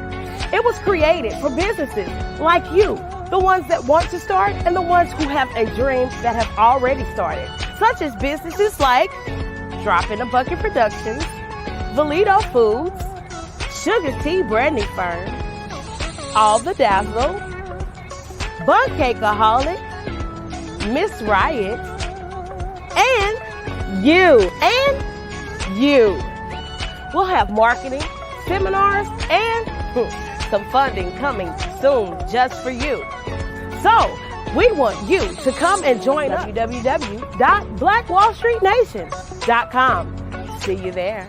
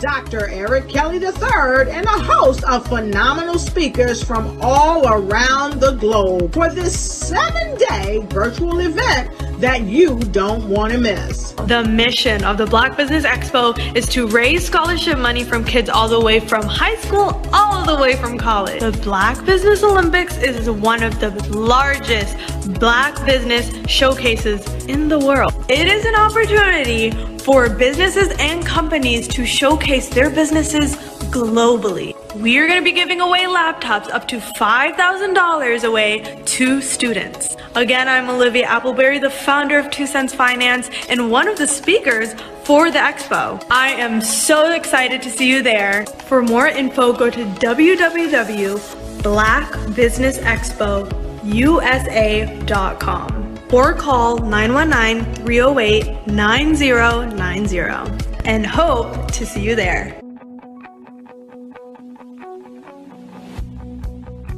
I am Black Business. From the moment I wake until the time I sleep. Yes, I am Black Business. I am Black Business. Tell me, are you Black Business? I am Black Business. Do you support Black businesses? Listen, I support Black business because I am Black Business. Black Business Expo, one of the largest business showcases in the history of Black business in the world. The world. Sign up today at www.blackbusinessexpousa.com or call 919-308-9090. I am Black Business. I am Black Business. From the moment I wake until the time I sleep, I am Black Business. I am Black Business. Are you Black Business? I am Black Business. Do you support Black businesses? I support Black business because I am Black Business. Black Business Expo, one of the largest business showcases in the history of Black America in North Carolina. Sign up today at www.blackbusinessexpousa.com or call 919-380-9090. I am Black Business. I am Black Business. From the moment I wake until the time I sleep, I am Black Business. I am Black Business. Are you Black Business? I am Black Business. Do you support Black businesses? I support Black business because I am Black Business. Black Business Expo, one of the largest business showcases in the history of Black America in North Carolina. Sign up today at www.blackbusinessexpousa.com or call 919-380-9090. I am Black Business. I am Black Business. From the moment I wake until the time I sleep, I am Black business. I am Black business. Are you Black business? I am Black business. Do you support Black businesses? I support Black business because I am Black business. Black Business Expo, one of the largest business showcases in the history of Black America in North Carolina. Sign up today at www.blackbusinessexpousa.com or call 919-380-9090. I am Black business. I am Black business.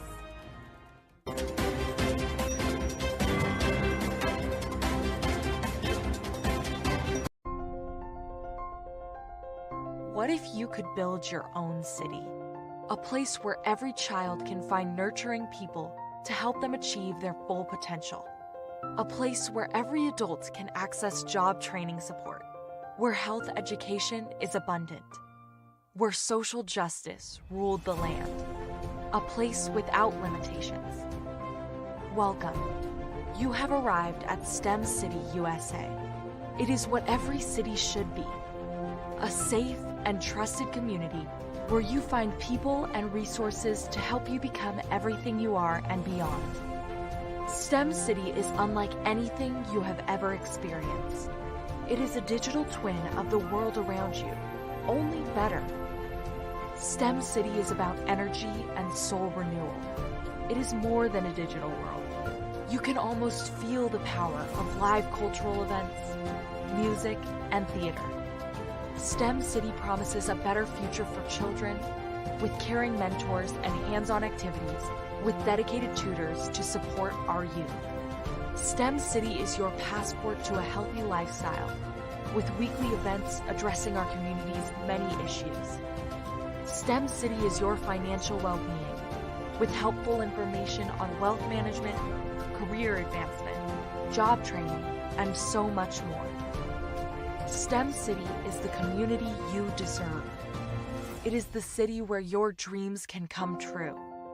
STEM City USA, a place in the sky that is accessible to all who reach for the stars.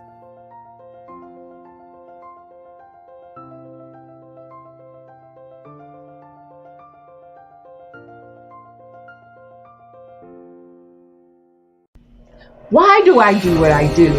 You know, my life coach asked me that a few years ago. And she said, Tony, what's your why? And I told her, and she said, girl, you've already accomplished that. Perhaps you need a new why. Hi, Tony Harris, Amy Hoydu with Say It Said Marketing, one of your students. And just wanted to say thank you, Tony Harris, for spending so much time with me and giving me that boost in my business that I so drastically needed.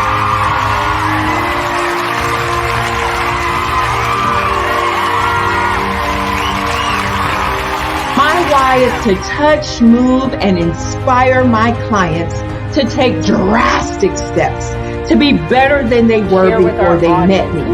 I'm a resource. I'm a connector. I want to help people build deeper relationships that are beneficial to their life and business. That's what I do best. So, first thing you got to do is show up. And speaking is a way to magnetically attract your ideal client to you. How many of you use social media that way? Absolutely, and this is how you look to the world. Drastic steps are the steps that are needed to be successful. And my business is drastic denotes a mindset. Getting out of your comfort zone. Doing something that you don't necessarily feel comfortable doing, want to do, but you know it's a necessary step to be successful in your business. I get the most satisfaction when I see my connections flourishing into relationships long after I am gone. Hi, my name is Jasmine Augustine with Lean to Jasmine, and I've joined several networking and referral groups. in the area. And Network in Action Northeast Houston with Tony Harris Taylor is one of the best organizations that I've joined. I love that piece of what I do, and it is what fuels my fire.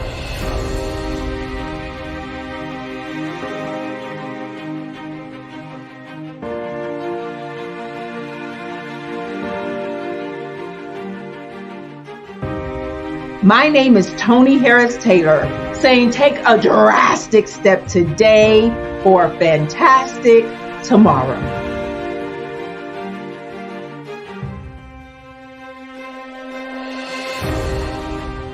Phenomenal Tanya T. Wise, who is here from the great state of Maryland. Tanya, welcome and thank you for being with us today. Can you indulge our audience a little bit and tell them just a little bit more about who you are and what it is that you do? Well, I love being able to talk to people and have a magnetic attitude, being able to just show them. So I always like to say, level up is Coach at Tanya T. Wise here. So can you tell our audience, just give them a teaser about what your presentation will be about? So my philosophy is that we should all be living our dream life. So tomorrow I'm going to talk about how you start living your dream life. What are some of the things that you thought about in your childhood that you just kind of let go and dormant? Wow. And I want to reignite that and just give you some pointers and some tips, some tools, some strategies to be able to start living your best life now. And guess what, Wanda? And leave an inheritance for your legacy. Oh my goodness. Okay, I know that's resonating with a lot of people. I've heard that you have a dynamic coaching program. Can you tell us a little bit more about that? Absolutely. So our coaching program help people that have the lack of time, that lack strategies, and lack the confidence to go after their dream life. So we help them implement tools, we help them implement strategies, as well as give them resources so that they can live their best life now and leave that inheritance. Wow. Oh, I love that. I love the leave the inheritance part. Listen, you are dropping some major nuggets, and I know a lot of what you're saying is resonating with a lot of people, but I think we're all curious. How did you even make this transition into the speaking and coaching arena? What's the story behind this? So I started out in finance, and I realized that a lot of people don't necessarily go after their dream life because of the lack of finances or the education behind finances. But it wasn't until I lost my firstborn, my only son, that life changed for me. And where I was going after it all, living the corporate life, hit my 6-figure income and living in my dream house with my dream man, driving my dream car. I nearly lost it all when I lost my son. And so I realized it only takes one financial catastrophe that can change your entire life. That's what made me start All New Beginnings. Because no matter what's going on in life, there's a new beginning.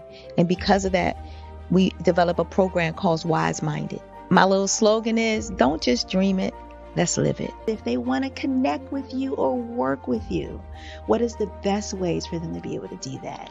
Well, for my social media guru, you can connect with me on every single social media platform as Tanya T. Wise. Hello, this is Israel, and I am CEO of Daydreams Interactive and author of Princess Planet. So, genius is common, and as a kid, I loved to daydream. Even as an adult, I love to daydream. And when my daughter became 6 and loved princess characters, but we just could not find the diversity that showed her, we created our own characters.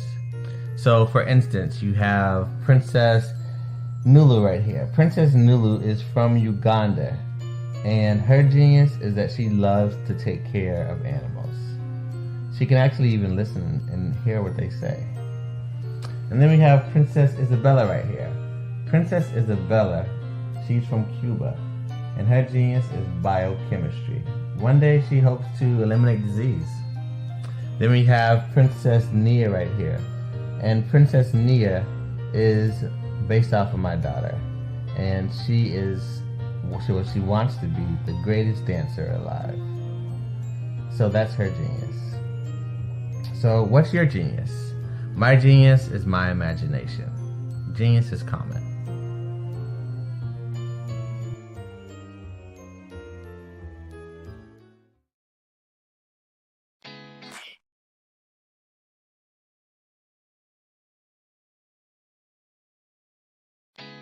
Did you know women represent just 3% of Fortune 500 CEOs and less than 15% of corporate executives at top companies worldwide? Have you wondered what the secrets are to getting into the top ranks, whether in the private or public sector? Do you want to figure out how to stop being held back in your career or passed over for promotion? Then you're in the right place. Hi, I'm Dr. Madeline Ann Lewis, President and CEO of the Executive Women's Success Institute. I have decades of experience in the military, the federal government, and corporate America, and my mission is to help women succeed and tap into their full potential. I want to reach 1 million plus women around the world to become the leaders they are meant to be. So if you want to move into a management or executive level position, or maybe you are a female veteran transitioning out of the military into business entrepreneurship, then reach out to the Executive Women's Success Institute at 301-693-3284. Let us get you on the fast track to success.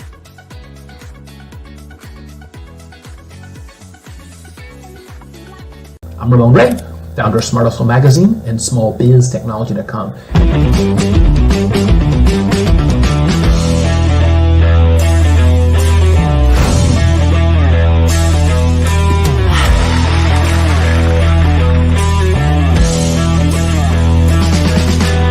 You're here today to celebrate small business success. Stand up on your feet. You rocked the house. Hey, thank you. It was amazing. Didn't we learn? For me, success comes from failure. One thing not to do is shake somebody's hand like this.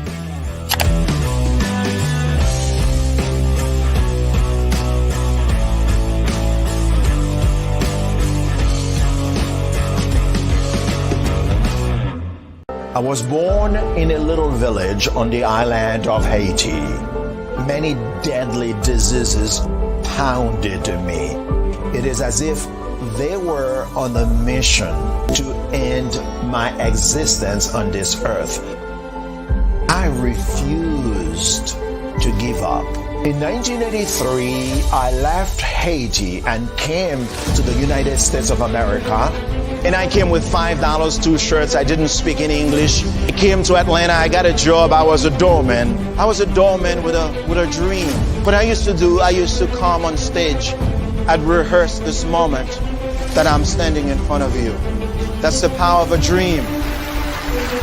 Maybe today is the day you begin acting as if you already have it. And then step out with full force. Take a risk. No condition is permanent. Don't let your situation distract you. You are chosen. You are called. You are born for a purpose in this life.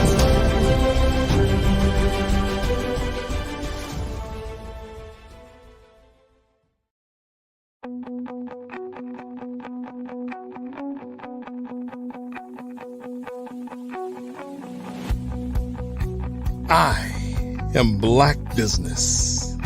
From the moment I wake until the time I sleep. Yes, I am Black Business. I am Black Business.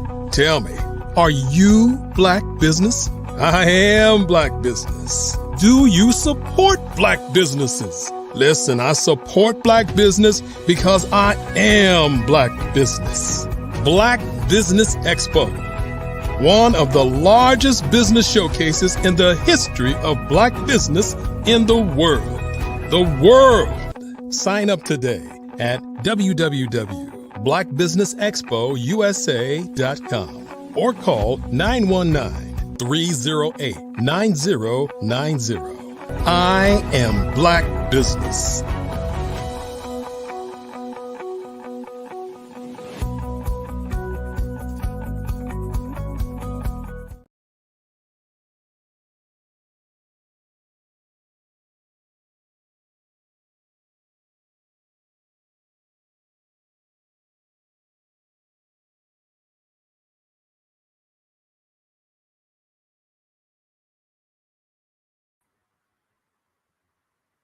Good afternoon, business owners, entrepreneurs, thought leaders, and corporations.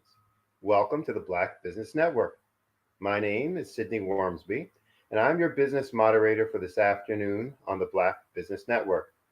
The Black Business Network is a 24-hour business network showcasing Black businesses, business owners, entrepreneurs, and thought leaders worldwide. For those who have frequently viewed our programs, you know that we have speakers from North Carolina, London, Singapore, Africa, Japan, and cities all over the United States. The Black Business Network is a global community sharing its business knowledge to empower, inspire, and educate businesses about business. Our next speaker is Miss Deborah A. Deborah is a former minister, an engineer turned holistic relationship and leadership mentor who understands from inside out the challenges socially conscious leaders face trying to operate within societal norms, aka business as usual practices. A natural born revolutionary, she supports socially conscious outliers in embracing their role as leaders with radical self-acceptance so that they can make unique differences that they are meant to make. While confidently navigating this period of global transition comfortable in their own skin. She also underscores the significance of diversity, equity, and inclusion within organizations. Throughout her career, she's illuminated the financial repercussions of DEI and advocates for a more circular or systemic approach to thought and leadership.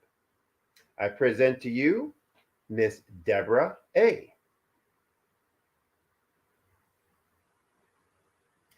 Good afternoon. Good afternoon. Thank you. Well, you know you've made it and you're famous when you're known by a single letter, like Malcolm X, like Sheila E., Deborah A. It wasn't what I was going for, but yeah, thank you. It works. It works. Use it. So, all right. Well, I really appreciate you being here and on the show. And I know you have wonderful things to share with the audience out there. So I will get out of your way and let you do that. And as we say, genius is common. I'll see you on the other side. Thank you. Well, greetings, everyone. What I'd like to share with you, I am Deborah A., and there's a little bit of a story behind that maybe we'll get a chance to get to after the main presentation. But this is for you, so you can know whether you can tune out or pay attention for the next half hour. If you are a leader, and that doesn't mean that you have to have a job position that says that you're a leader, but that you act as a leader in your community or in your environment, who are tired of operating in business as usual. You may be wildly successful. You might not be successful by external standards at all, but you recognize that humanity is in a very important, pivotal, what we call meta crisis. And you want out of supporting life-destroying systems that we've all been brought up in, and instead to use your resources and your genius to support emerging life-enhancing systems. But maybe you're not sure how. How can you do that? This presentation will outline one of many simple ways out of destructive confusion while still remaining in the unknown space, right? So there's a lot of things that since the pandemic, we just don't know. So I promise you that you won't ever look at business the same again when you get through this presentation. So as Sydney mentioned, I'm a holistic leadership mentor. My focus is on leadership development. I also work on relationship turnaround. But I want to give you a couple of definitions that we're going to use in this presentation so you're aware of what I mean when I say that. So the first thing I just mentioned was the phrase meta crisis. So what's the meta crisis? It is the current transitional period from that we're currently in our civilization, where we're in collapse. We're moving from the old way, industrial revolution, knowledge worker era, into a new emerging world that is unknown to us. So it's the observable collapse of all systems, those that are man-made and the ones that are natural. For example, our physical and emotional health care, clean water, nourishing food, education, governance, economics, work, sustainability, everything. Okay, so our world is collapsing at an accelerated rate. And that means that we don't know what we're moving into, what the next era will be. We just know that it'll be quite different from where we were before. And where we were before and where many of us still are right now is what I call business as usual. And that means the policies and practices that are implemented to carry out business. So that could be anything from sales, marketing, hiring practices, negotiations, fundraising, payroll, competition, and so on. So these two things, the meta crisis and business as usual, we're going to look at through a different lens today. Like I said, some of the things that we will cover that will make you see business never the same again is some key misconceptions about business as usual and the toll that they take on everyone, regardless of their status, the root cause of those issues that come from business as usual practices, and then a simple 3-part process to address these concerns at individual, organizational, and global levels. So I want you to just take a moment, maybe close your eyes, and imagine attracting the right people, the right opportunities, and the right resources to support you as you need them in expressing the highest version of your gifts at any given moment without having to figure it out ahead of time. Imagine living a fulfilling life of adventure and mystery as you step into the unknown with clarity in the value that you contribute in any given moment.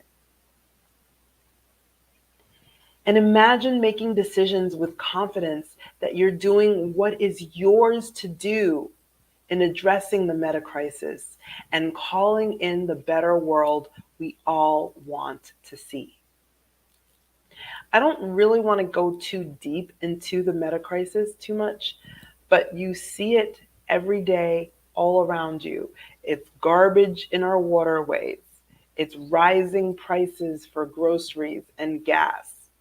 It's all the things. It's the planes spraying things in the sky. It's getting bullied at school and teachers doing nothing. It's getting bullied at home and police doing nothing, or being bullied by the police. These are all signs of this meta crisis. And whether you like to admit it or not, whether you know it or not, you will know now, business is a huge part of contributing to this meta crisis. So when we create businesses and when we build businesses and when we grow our businesses, having awareness of how business contributes to this brings a responsibility.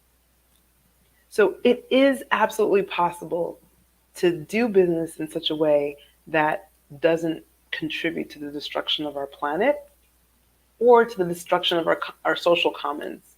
We know our history. We know the history of how this economy was established. So I just want to say that it is possible. You don't already have to be internet famous or millionaire. You don't have to be somebody who hugs trees or is an activist for, any social or environmental causes. You don't have to have thousands of followers. You don't have to grind and hustle day and night.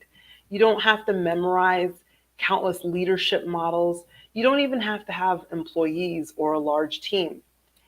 What do you need to be able to be the change that you want to see in the world is first, you've got to want that. You've got to want to be that change. Second of all, you need to recognize that 99% of the solutions that are out there are actually part of the problem. So whether knowingly or not, you need to be open to unconventional methods of accessing what you need to know to do what's yours to do. So I'm going to keep coming back to this theme of what's yours to do. None of us have control over everything, but we all have control over a little bit, which is our piece, what's ours to do in the world. So you just need to be more committed to living a life of service than to living a life of comfort. And that doesn't mean that service and comfort are mutually exclusive, because they're not. You absolutely can live a life of service and be living a comfortable life. However, which do you prioritize? Because there will be times where you'll have to prioritize one over the other. And if you're choosing service, then this is for you. And finally, you need to be open to trusting yourself more than the external authorities. We all know that most narratives that we hear in society today are, to some level or not, they're crafted, they're manipulated. They're not necessarily complete objective representations of the observable truth or the observable facts, right? So these are things to keep in mind. So with this attitude, you can successfully navigate this meta crisis that we're in and go far in building the better world that we all want to see. A world without slavery, a world without racism, a world without a lot of the issues that we're facing today. And you can do this even without being loaded with lots of money or even being well respected in your industry yet. And you can maximize your unique contribution, the thing that you and only you are here to do in the world, by creating environments of genuine safety and trust everywhere you go. So you'll have that skill set. So who am I to make some of these bold promises? I'm a neurodivergent, divorced, single mother. I had former lives as a structural engineer, an architect, and a minister. And I currently am a holistic leadership and relationship mentor, which I've been doing and serving others with for the past 10 years. I've been called a champion for humanity because of my passion for really getting to the root of issues, not just talking around them, but really getting to the heart of the issues that we're facing, including the very, very large elephant in the room right now, which is the DEI conversation. We're having lots of conversations, lots of passion, lots of energy fueled in, and yet not a lot of change. There's some reasons for that, which some of the things we talk about today will address.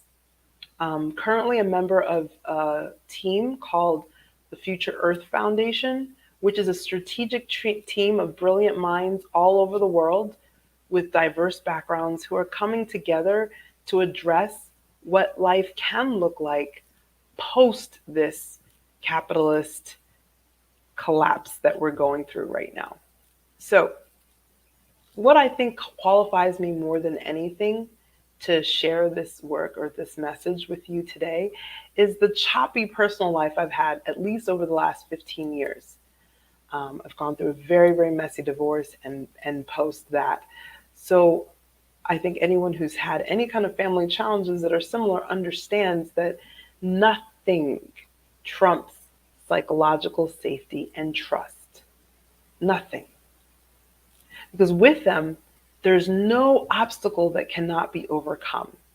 But without psychological safety and trust, even an anthill becomes a mountain. So environments of genuine psychological safety and trust are very difficult to find. If you're a parent, you know it. If you're going to school, you know it even better. We've got countless forms of bullying and authorities turning a blind eye, right? We've got countless places where you know that you can't say what you're really thinking. You know it's not safe. Either you might lose your job, or if you're the owner, you might get sued. There's a million things that can happen, right? That make it so that you don't feel safe to be honest and to authentically express yourself. And by the way, that's really hurting us more than anything else. But why is this happening? Why? Business as usual makes it difficult. And I really want to focus on this because this network is about Black business. And yet, on whose backs was this whole economy built? Who was picking the cotton? Who was going through all of the violence? that has made the way for the so-called, wealth in this country today. So business as usual was built on slavery. We know this. There's a quote from a famous author by the name of Charles Eisenstein. In his book, Sacred Economics, he says, when everything is subject to money, then the scarcity of money makes everything scarce, including the basis of human life and happiness. Such is the life of the slave, one whose actions are compelled by threat to survival.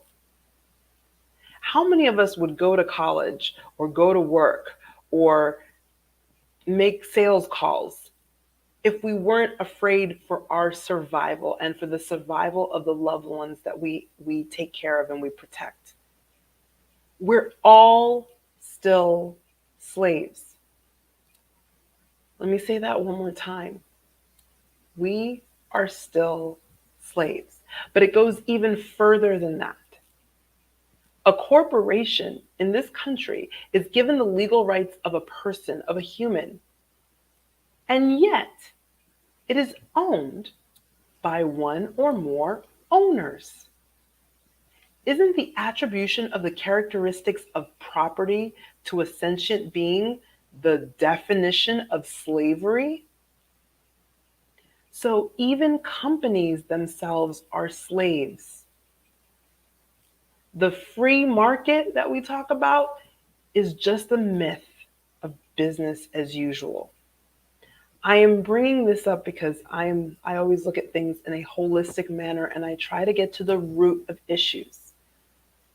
And the root of it is that everything in business as usual is still based on slavery.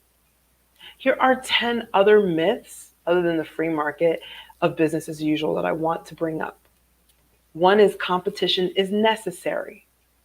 Another one is businesses are here to meet the market where it is. Another is constant growth is good. Another is constant hustle and grind are necessary. As I'm going through these, by the way, I'd like you to just check off in your mind how many of these, or maybe on a piece of paper, how many of these things have you been told and taught and believed in our society? Another myth is time is money. Another is profit always comes first. Another is if you can't measure it, it doesn't exist. Another is a business should operate like a well-oiled machine. Another is to survive, you're going to have to prove your worth and do things you don't want to do. Another is if you don't get your market share, you'll lose to someone else. These are all myths of business as usual. I could go into detail and I'm happy to come back to them at the end, but I want to keep things flowing and moving. But I will say this. Every single one of these myths has one major thing in common. Can you guess what it is? I'll give you a moment to think about it. What they have in common is scarcity. The root cause of many of our societal ills is actually scarcity. That scarcity, where does it come from? Well, we could go make it really deeply philosophical, but I'm just going to keep it really simple because we're talking about business. It comes from the nature of our money system, which is based on debt. So think about the game of musical chairs. There are never enough chairs for all the participants because that's the way the game was designed. It's the same with our money system, our economic system. Money is written into existence by the creation of debt, so that means there's never enough for everyone. So if that's the case, you might be asking, well, Deborah, then why did you just list those 10 myths if they're all valid for our current economic system? Well, I list them as myths. They are valid, but they are valid within a system that is based on something that's not true. Because in truth, scarcity is not the nature of life on this planet. Life on this planet is abundance. We have abundant food, water, air, beauty, and everything else we need to enjoy rich lives that was provided to us for free. We didn't have to work for it. We didn't have to pay it for it. It was here. We have been gifted this. We didn't do anything to earn it. So another thing to think about is that we didn't do anything to earn being clothed, fed, taught, and loved at some level from our birth through our childhood. We received these services for free without any expectation of immediate repayment. So what does all of this have to do with psychological safety? Well, how well do you sleep when you know you haven't paid your rent or your mortgage for 1 week into the month? Or how focused is your work when you're not sure where you'll get your next meal from? How likely are you to whistleblow to an agency who ignores you when you notice some unethical behavior of a well-respected colleague that could harm others if not reported? So these are all examples of both physical and psychological lack of safety, okay? So if you feel scarce, you don't feel safe. And if you don't feel safe, you cannot do your best work. Part of your voice will be stifled. So there's a very famous quote by Howard Thurman that says, "Don't ask what the world needs. Ask yourself what makes you come alive and go do that, because what the world needs is more people who have come alive." So if we're not feeling psychologically safe, we're not actually giving the world what it truly needs. It doesn't need more cogs in a wheel, miserable, grinding out their existence, feeling like slaves to time, which, by the way, doesn't really matter if you're a student, an employee, or an employer. All of us feel this tightness and this scarcity around time. So how can you build genuine psychological safety? I hope I've shared with you or persuaded you and why it's important to build genuine psychological safety and trust. First of all, for yourself, and then for those that you serve. So it's really, really simple. I'm going to keep this super simple. Think about a camera. And when you're about to take a picture, so what do you first do?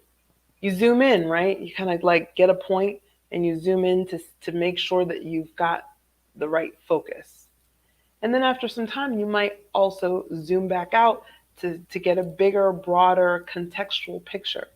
So that's exactly what we do. When we look at things holistically, we both zoom in and zoom out so that we can get the full picture. If we're only zoomed out, we miss a lot of important details that we need. If we're only zoomed in, we miss the big picture, and then we really can't serve people well.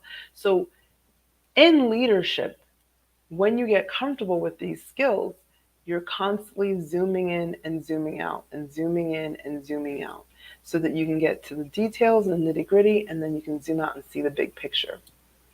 So how do we zoom in? First is, the third point before I move into a little bit more detail on zooming in is to reset your focus.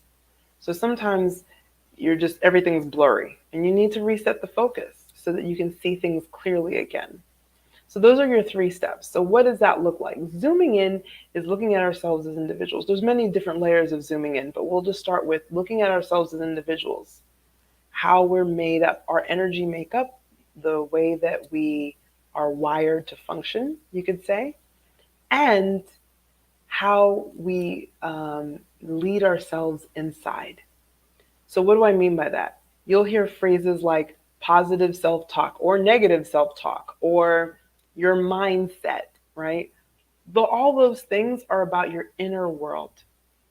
They're the voices, and you even hear the word talk because there's usually voices, not always, but voices in your mind, in your head that all have different opinions and all have different things that they share with you. It's getting to really tune into those voices, listen to them, and honor the wisdom that they bring, and also learning how to really care for yourself on an intimate internal level that no one else can see or touch. Only you can see that world. So that's zooming in, really getting to know yourself, your own personal individual leadership style.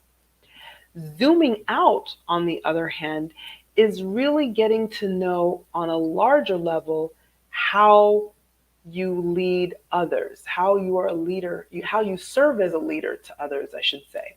So that is practicing the same exact skills that you use for yourself in leading yourself on a larger scale to lead others. And then finally, with resetting your focus, it's about resetting your priorities. Because your priorities decide where you focus your attention, right? So we talked earlier about the difference between prioritizing service over comfort, or vice versa, comfort over service, right? They will lead to very different lives. So it's understanding what are our priorities, what's really important for us. So let me go through those 3 steps again for building genuine psychological safety. The first is to zoom in, to get to know your own individual personal leadership style. The second is to zoom out, and then once you've gotten, which is to take your own leadership style, once you've gotten a little comfortable with it, and continue to practice it with others. And then the third is to reset your focus or your priorities by making sure that the priorities that you are setting are really what's supporting of your life and the life of those around you. And you don't have to worry about this too much. It's not like you have a lot of formulas or models that you need to follow. There's something that we often miss in these discussions about business, and I call it grace. You don't have to be a religious person at all to understand that grace is in effect every single moment of our lives.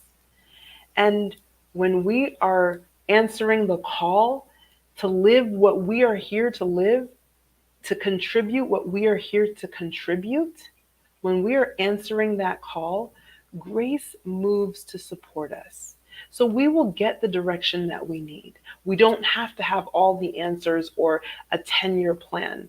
We can sometimes just put one foot in front of another. And sometimes that's hard for people to do because we're so used to thinking from our mind that we're going to plan everything out. And that's the way that our society has molded us. But remember, we're in a meta crisis. We're in a period of serious transition.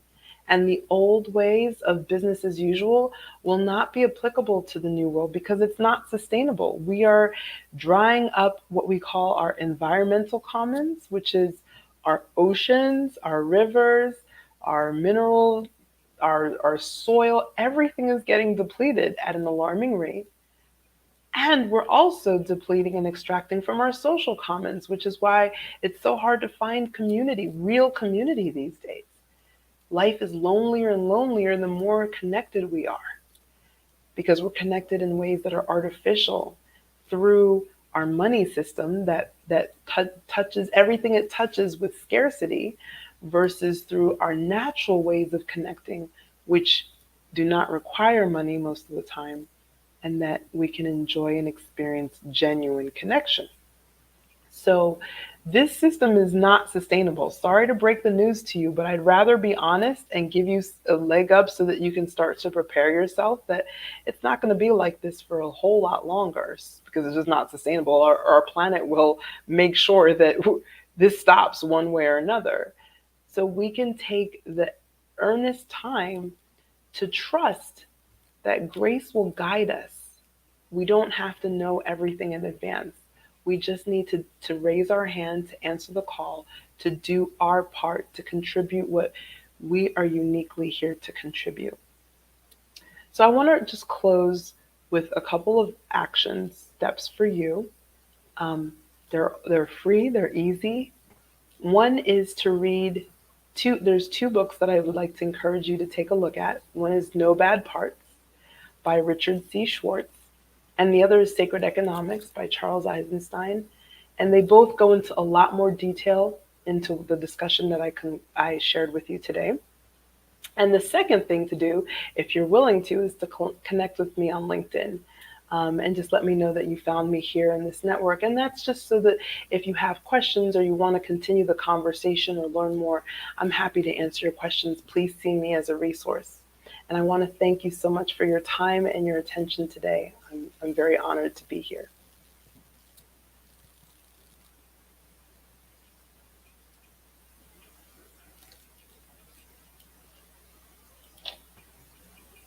There we go. We were playing peekaboo.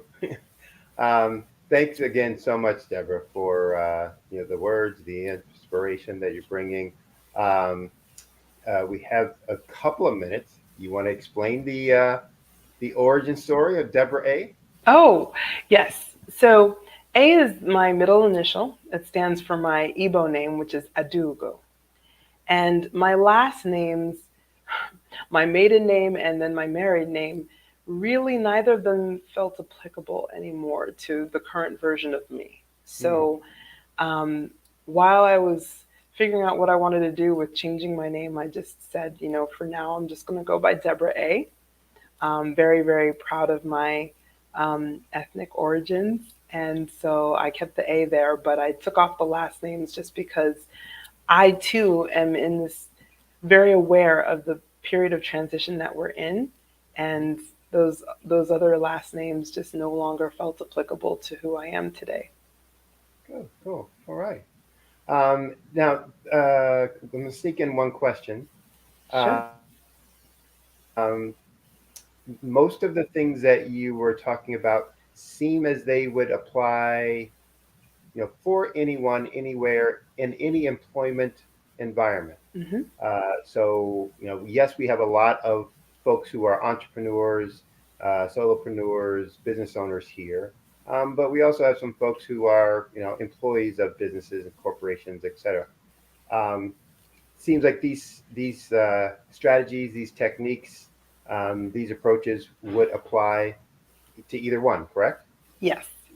Okay. And do you have any success stories that you want to talk about to illustrate for folks? How you've worked with some others to get benefit and to get results from this? Yes. Like I said, the best place is on LinkedIn. I have some very, extensive testimonials there about people being able to be reconnected to the reason why they started a business like that. In one of the presentations just before me, she said, "What's your why?" Right? Like, it's easy to get lost in the sea of business as usual practices and get disconnected from that why and lose our passion and our joy for our work. And so that is one of the biggest things that people say that they receive when they work.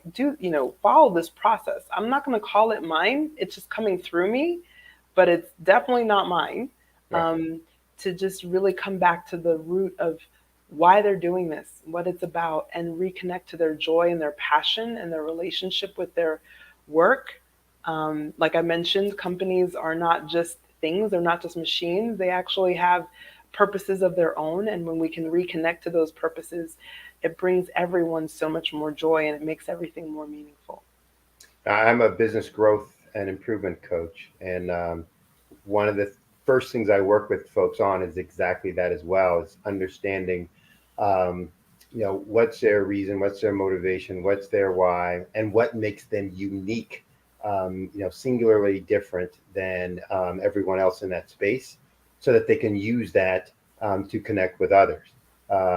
So it is, no matter what aspect of the world you're in, it becomes important because it's your way to be able to identify who your people or your tribe are, how you can, interact and relate to others who may not be your tribe, et cetera. So it's a very important aspect. And I appreciate you coming on today and talking to folks about it. I'm giving them your insight. I hope folks will reach out to you through LinkedIn, through website, as you requested, and get more information and test it out with you as well. So thank you very much. And as we say, genius is common. I'll see you on the other side. Thank you.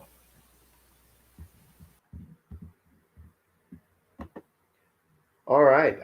Again, want to appreciate the her coming on and really sharing her information with all of us. One of the things that we are here for is to raise money and funds for students, specifically K through 12 students and who are getting ready to go on to college, as well as entrepreneurs, K through 12 entrepreneurs. So if you could go to www.blackbusinessexpousa. Again, that's www.blackbusinessexpousa.com and donate to the scholarship fund. We also can, or you also can donate through the Cash App. It should be scrolling across your screen at the bottom there. Cash App, the account is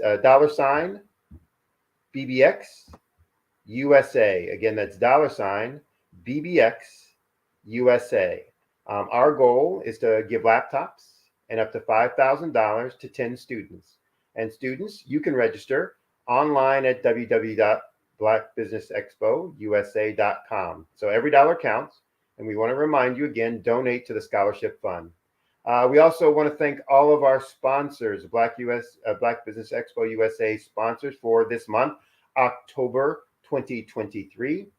Those sponsors include First Atlantic Insurance Group, 5-Star BDM Media, Hello LLC, NC 100, Moody Capital Partners, Suede Soul, Lotus Richer Coaching and Training, Carolina, Virginia Minority Supplier Development Council, Step Management, Barbara H. Smith, LLC, Margie McLean Foundation, Inc., Genius is Common, Earth Essentials, Milani Shani Global, the Executive Women's Success Institute, the Quality Coaching Company, Super Women Business Services, Creative Force Studios, Lee Entertainment, Artistic App Design, and Black Business Expo USA.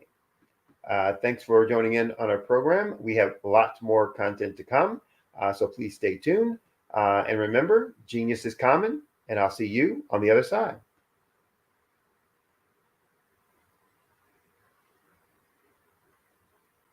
I'm Kennedy Harris. My genius is being an entrepreneur.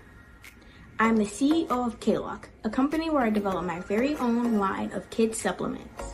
I currently market my multivitamin for kids to help combat weak immunity.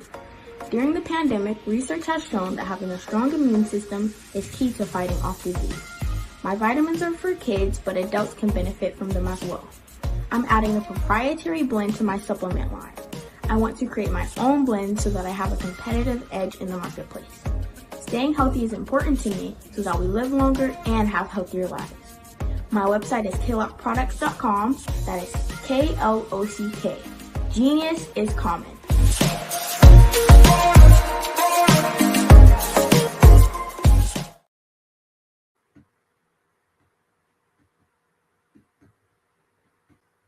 I am from Washington, D.C., but I was raised in Durham, North Carolina. I came to Durham when I was about 5 or 6.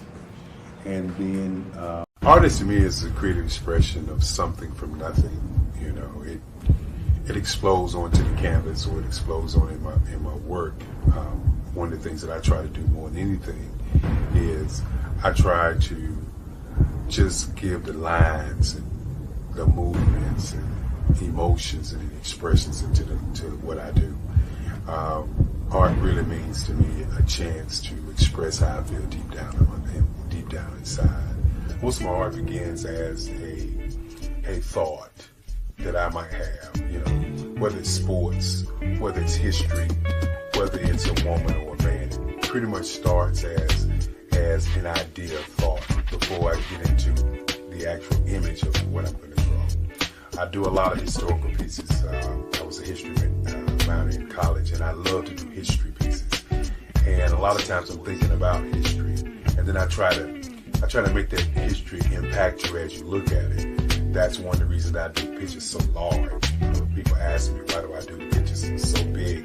And I tell them, I want the piece to impact them as they're looking at it, to kind of dominate them, dominate their space. And most of my pieces I try to do off page. I don't try to do anything that's going to be in those four corners or in a square. And I want your imagination to be a part of the piece that you're looking at.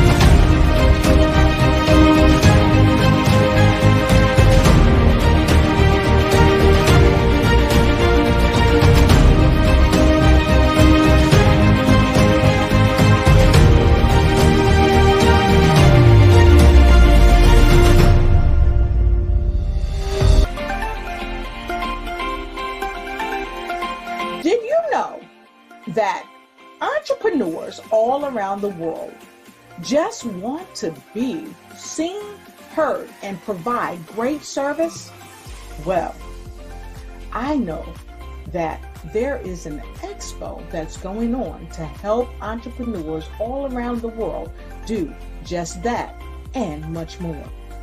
Hi, I'm Dr. Lotus Roche. I'm the CEO of Lotus Roche Life Coaching and Consulting, along with being the show host of the Lotus Roche Ignite Show, news you can use and bring who you are. And today I'm bringing to you some amazing information about the Black Business Expo USA, hosted by none other than the remarkable Dr. Eric Kelly.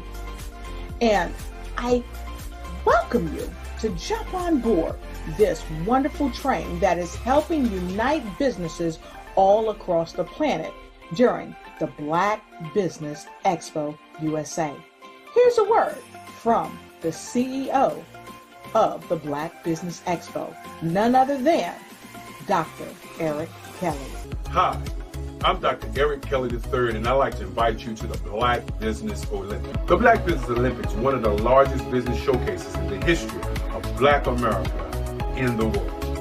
It gives your company an opportunity to showcase, to market, to advertise your products and services worldwide. And for those who would like to speak or be a vendor, corporation or company, I implore you to give us a call at 919-308-9090 or go to our website, www.blackbusinessexpousa.com. My genius is understanding your vision and utilizing your vision to help you earn a profit. The Black Business Expo is changing my life. This year, they are giving away laptops and even $5,000 in cash to students just like me. I'm Alexis, and I want to go to college to fulfill my dream of becoming an entrepreneur. Help the Black Business Expo going to www.blackbusinessexpousa.com and also becoming a vendor, a sponsor, or donating. I am Black Business. From the moment I wake until the time I sleep, I am Black Business. I am Black Business. Are you Black Business? I am Black Business. Do you support Black businesses? I support Black business because I am Black Business. Black Business Expo, one of the largest business showcases in the history of Black business in the world. Sign up today at www.blackbusinessexpousa.com or call 919-308-9090. I am Black Business. I am Black Business. From the moment I wake until the time I sleep, I am Black Business. I am Black Business. Are you Black Business? I am Black Business. Do you support Black businesses? I support Black business because I am Black Business. Black Business Expo, one of the largest business showcases in the history of Black business in the world. Sign up today at www.blackbusinessexpousa.com or call 919-308-9090. I am Black Business. I am Black Business. From the moment I wake until the time I sleep, I am Black Business. I am Black Business. Are you Black Business? I am Black Business. Do you support Black businesses? I support Black business because I am Black Business. Black Business Expo, one of the largest business showcases in the history of Black business in the world. Sign up today at www.blackbusinessexpousa.com or call 919-308-9090. I am Black Business. I am Black Business. From the moment I wake until the time I sleep, I am Black Business. I am Black Business. Are you Black Business? I am Black Business. Do you support Black businesses? I support Black business because I am Black Business. Black Business Expo, one of the largest business showcases in the history of Black business in the world. Sign up today at www.blackbusinessexpousa.com or call 919-308-9090. I am Black Business. I am Black Business. From the moment I wake until the time I sleep, I am Black Business. I am Black Business. Are you Black Business? I am Black Business. Do you support Black businesses? I support Black business because I am Black Business. Black Business Expo, one of the largest business showcases in the history of Black business in the world. Sign up today at www.blackbusinessexpousa.com or call 919-308-9090. I am Black Business. I am Black Business. From the moment I wake until the time I sleep, I am Black Business. I am Black Business. Are you Black Business? I am Black Business. Do you support Black businesses? I support Black business because I am Black Business. Black Business Expo, one of the largest business showcases in the history of Black business in the world. Sign up today at www.blackbusinessexpousa.com or call 919-308-9090. I am Black Business. I am Black Business. From the moment I wake until the time I sleep, I am Black Business. I am Black Business. Are you Black Business? I am Black Business. Do you support Black businesses? I support Black business because I am Black Business. Black Business Expo, one of the largest business showcases in the history of Black business in the world. Sign up today at www.blackbusinessexpousa.com or call 919-308-9090. I am Black Business. I am Black Business. From the moment I wake until the time I sleep, I am Black Business. You are in the right place at the right time.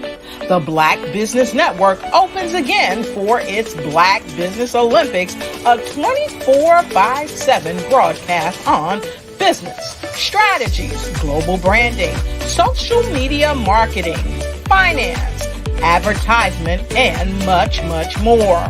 Featuring the top, most powerful entrepreneurs and speakers and thought leaders from all around the world as they gather together for this phenomenal event.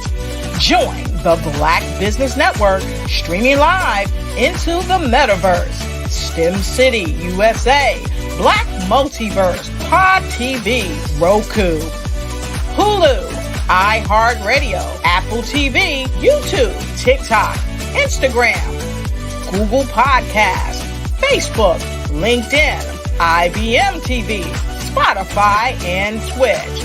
Tune in today and be a part of this amazing movement. The Black Business Olympics welcomes you.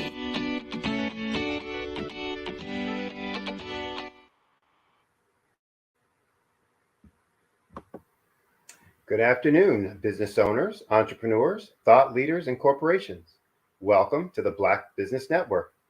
My name is Sydney Wormsby, and I'm your business moderator for this afternoon on the Black Business Network. The Black Business Network is a 24-hour business network showcasing Black businesses, business owners, entrepreneurs, and thought leaders worldwide. We have speakers from North Carolina, London, Singapore, Africa, Japan, and cities all over the United States. The Black Business Network is a global community sharing its business knowledge to empower, to inspire, to educate businesses about business. Our next speaker is Ms. Faith Nashipe. Ms. Nashipe is from Kenya, and she's a passionate gender equality advocate. Her education background is in counseling psychology with a BA in project planning management from the University of Nairobi. Besides gender and development work, she's been very instrumental in above-level health system strengthening in Kenya. She's the pragmatic chief executive officer of Thriving Communities Africa, TCA, and an NGO focused on sustainable social transformation through men and boys across all ages, all towards ending gender-based violence, promoting gender equality, cohesive communities, and economic empowerment. The Men and Boys Ambassador, Faith, is passionate about men and boys becoming the best versions of themselves. She spearheaded the establishment of the male engagement and inclusion thematic area, gender sector in Kenya, where she serves as the national chairperson.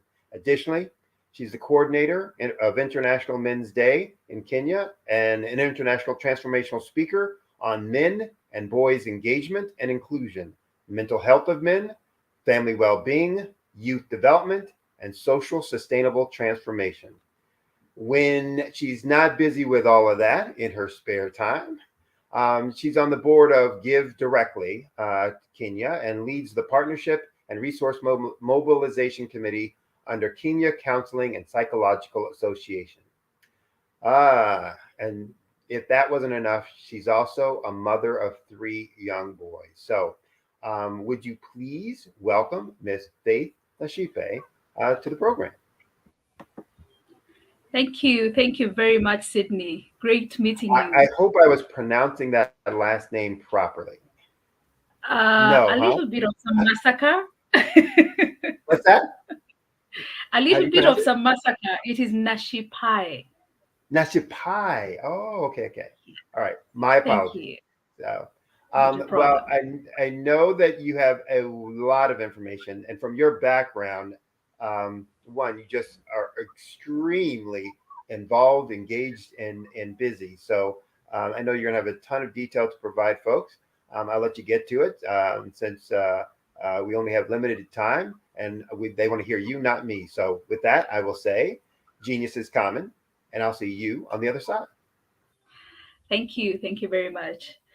I am grateful to have this opportunity at Black Business Network. This is a great, great opportunity for every one of us who's Black to reach out, to engage, and to bring our businesses out there.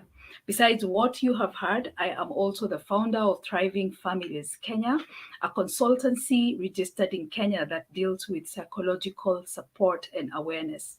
And so I will talk a little bit about our mental well-being as entrepreneurs, because many times we don't get to look within, we don't get to take care of our mental well-being, and therefore it also affects our outcomes. So basically, what is this about entrepreneurship and mental well-being, or just your psychological well-being? The reality is that we neglect our well-being, our mental well-being. Why? First of all, you are a lonely person. Being an entrepreneur is a lonely and tough, rough journey. And many times, even our own spouses or the people that are very close to us as family don't get to understand what we go through and how we process things and how we rise up to become the great people that we eventually become.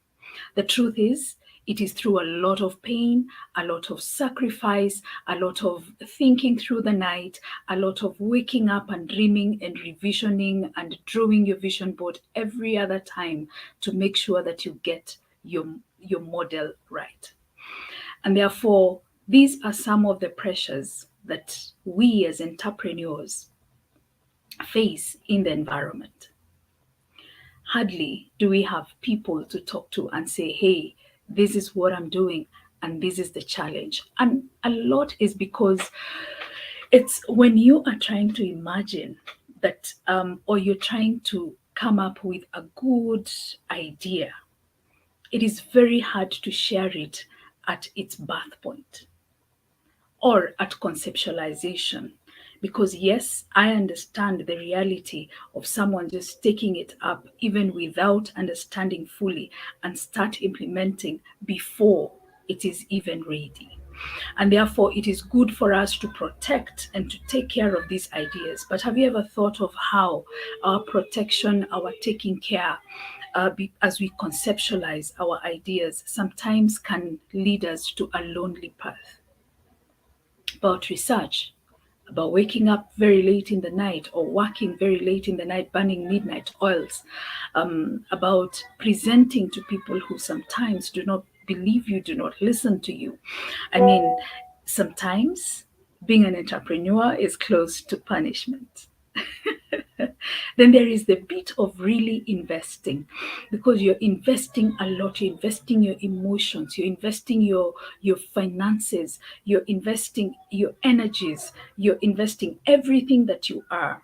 And these can also be very draining, both psychologically and also physically. Then there is the bit of social isolation, where because you're doing this, because you're following through, your friends may not be able to keep tabs with you. And you find that a lot of your valuable relationships are falling off with time. And so again, this brings you to a place of isolation and a place of loneliness. Then there is the reality of sleepless nights. Have you ever woken up in your journey of entrepreneurship and realized, I actually didn't sleep last night? And then you realize that there is another thing that you need to deliver the following day, and you realize I only had 4 hours of sleep last night. So in a span of about 48 hours, you have slept for close to about 4 hours. That's being unfair to your body and also to your brain. And it's also unfair to your mental well-being. You're interrupting your mental stamina. You're not able to produce as you would because your body is tired. And this eventually leads to burnout. Then you also notice that because you're constantly thinking about this, pushing that report, having this meeting, pushing that engagement, you hardly get time to even take care of your own physical body by eating a healthy diet. Simple things, small things that account for your output in your work and in your relationship with your work. So this is for me to challenge us and to help us understand that many times we as entrepreneurs, we need to look within. We are always looking at that objective idea. We are always looking at that table. We are always looking at the drawing board. We are always looking at the charts. But we forget to look at the most important resource in this whole environment of entrepreneurship, and that is you, your mind, and your body. And so for me, from a counseling point, I want to call us to a place of how then do we move forward from here? How do I kill loneliness? How do I kill isolation? How do I manage poor sleeping habits? How do I manage poor eating habits? And how do I manage burnouts? Because we have seen that, yes, it will lead to so many negatives in time. Your body might even start complaining, and you start getting very funny kind of pains here and there, and you don't understand, why am I having this kind of pain? You're having migraines that are unexplained. You're having some perennial tiredness. You're just feeling tired every other time. I believe there is something that we can do, and we can take charge of our well-being. And this is what I believe you should do. So number one, try your best. I know it is hard. I know, yes, it is easier said than done. And yes, we do say that all the time. But do you ever believe that you can actually sleep for about 7 to 8 hours a night? I know we want to always, and especially the coaches will want to say that you have 8 hours of sleep, 8 hours of work, 8 hours of this, 8 hours of building your business. No, you can create more time. But you're a human being, and you need to appreciate that you are a human being who needs to take care of that human being. So take some rest. Burnout is big in a business. When you're constantly on the pedal and you don't get to raise your foot from the pedal, the reality is that even your feet will start complaining. It is good for you to just stop the car and walk out and use your feet in a different way. It could be a little bit of exercise on your feet, and your feet stop hurting from pushing the pedal too much. What do I mean? Get off your work and decide that you're going to do something totally different for a weekend or for a day or two. I didn't say sleep. I say do something totally different from your normal things. You change your mindset, you change your whole environment for just a day, and it helps your mind rejuvenate. It helps you wake up with a new feeling of energy and something new that you're looking up to, other than what is now seeming mundane in your entrepreneurship journey. The other thing is have accountabilities, especially with loneliness and especially with isolation that leads to depression. Have accountability partners. Take advantage of your social systems. All these people are not bad, and it's not that they're lazier than you. No. It's just that for them, what you're doing doesn't work. And sometimes we are actually enigmas in our own lives. We are seen as though we are not even understood by our own people, and the people we call our people. And therefore, it's important that you keep connected with meaningful relationships. Switch off your laptop when you get home. Get to listen to what is happening, the vibe that is around you. Listen to people, be connected with them, be there, be present in their lives. Do some things that will keep you awake in your own personal social life. It is very, very important.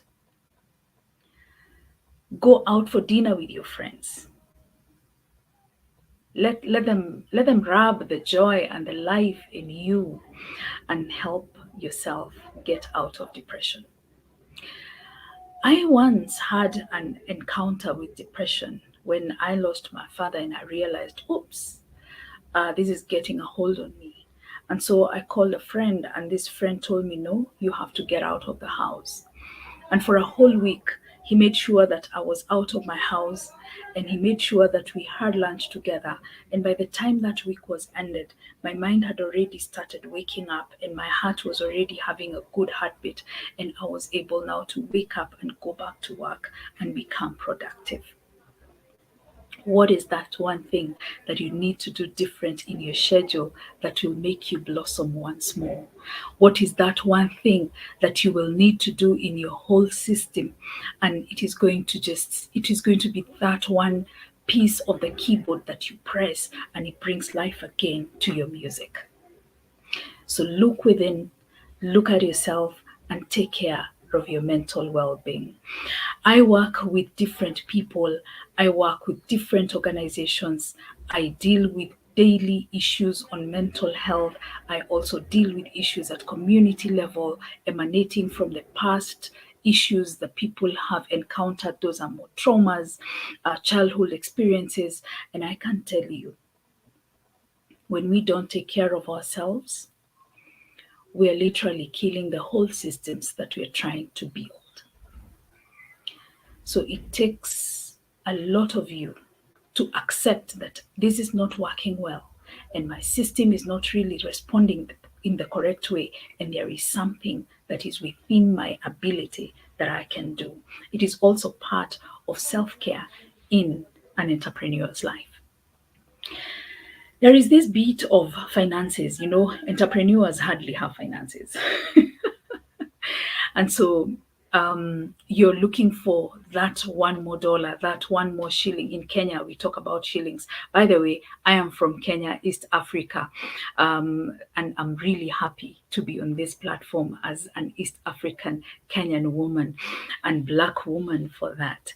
The reality is, and remember to just check on www.blackbusinessexpo.usa.com. And let's support the young people who need our support in terms of education. It is very important. Coming from Africa, I truly understand the struggle and the hustle of trying to put one and one together to get to learn more in your life and to get to become better. So support that young person, and let's make someone a better person in life. Now, back to our business, back to our topic. In life, the reality of an entrepreneur is that, and we're always chasing that shilling. We're always chasing that coin. And what then do we do? Truth is, money will never be enough. We'll always keep chasing an extra dime. Always. And so there is something I call contentment. Knowing well that I have this much, and I may not have a lot, but it is enough for now. And it can push me to the next level. Because when we are always struggling and haggling, trying to haggle as much as we can along our path, then we miss out on quite a lot. We miss out on the value of who we are. We miss out on the quality of what we can bring to the table. And we miss out on the quality of production. We miss out on the quality of so many things because we are always looking at the extra coin. Our relationships become relationships based on what we can gain financially, and we forget the value of a social system that can support you. You will not be an entrepreneur forever. One day you will fall off entrepreneurship and you will want to take your rest and probably take the beach and all that. And sometimes you will need someone to just come and enjoy a meal or a cup of coffee. Who will that be? Is it after you have done all these entrepreneurship and you have forgotten about the social life, and then after your 60s and 70s and good old 80s, you're trying to hook up and connect and things are not working? How are we building our relationships as we go and as we grow? It's important that we keep a balance of our journeys of entrepreneurship, even as we keep a balance of our social lives. And we also take a lot of advantage of our social systems and structures that we already have. Your family, your children, your spouse, your friends are very important people in your journey of entrepreneurship. Don't forget about that. Well, besides all this, there are other things that I also do besides mental well-being and counseling. I also work closely with young men across Africa. And with that, we have set up an organization called Thriving Communities Africa. With Thriving Communities Africa, we are reaching out to young men in our communities and we are bringing out the best of them. I personally believe that every boy needs to be given an opportunity to become the best version of himself, just like we give the girls an opportunity. I look at Africa, I look at the Black community, and I say we need to have a better plan for our posterity. Did you hear that? Yes. We need to have a better plan for our posterity. And that is going to be achieved when we are building the young people and our young ones that we are having today. Our time of impacting into the generation is today, because we are using the people that we have. These are our children, to send light into the next of our generations. So look at your children, look at the people around you, the young people, the young ones around us in the Black community as arrows of light into the next generation. And then ask yourself, how are we coding them? I believe that the Black Business US Expo is Expo USA is trying also to build the same, to code this light in the lives of our young people by giving them education and allowing them to access information.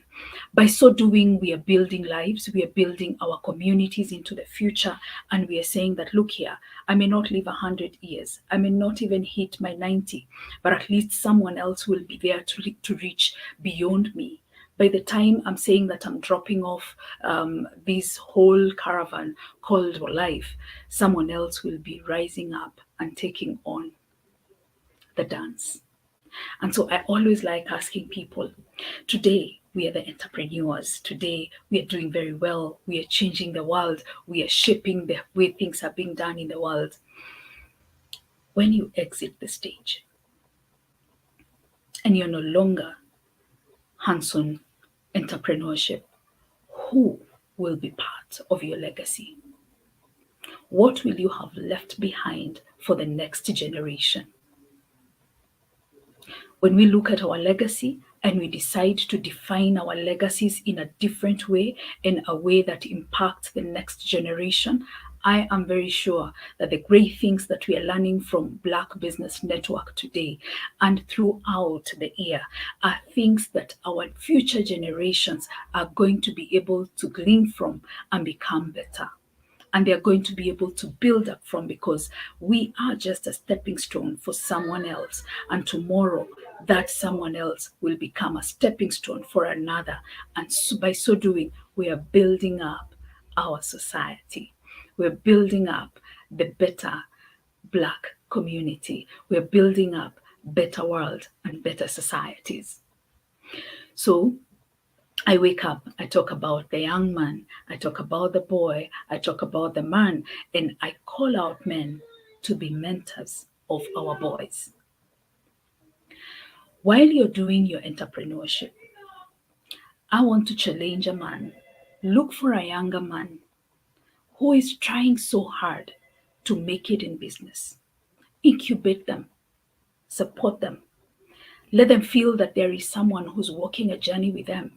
Guide them in the way of doing their business or in the way of entrepreneurship. You might be saving the next biggest business in the world. You might be inspiring the next biggest business in the world. And at the same time, don't just guide them in business.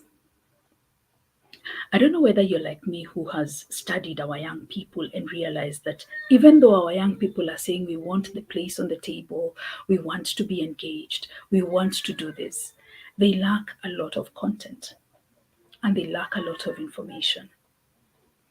If we are not responsible to pass this information to them, who will? Who will be doing that in the next future? It is all boiling down to how are we coding, or how are what light are we sending into our future? So when you look back and you ask yourself, 20 years to come, what did I do? Don't just look at the great innovation. Look at the impact it has had in the people, in the lives of people. Look at also the people that you've worked with, the people that have journeyed with you in the process of building up your enterprise. How has that changed their lives? Not just from a financial component, but from a social, psychological, mental, intellectual well-being. How their professionalism, how are you impacting the lives of the people around you and the people who work with you?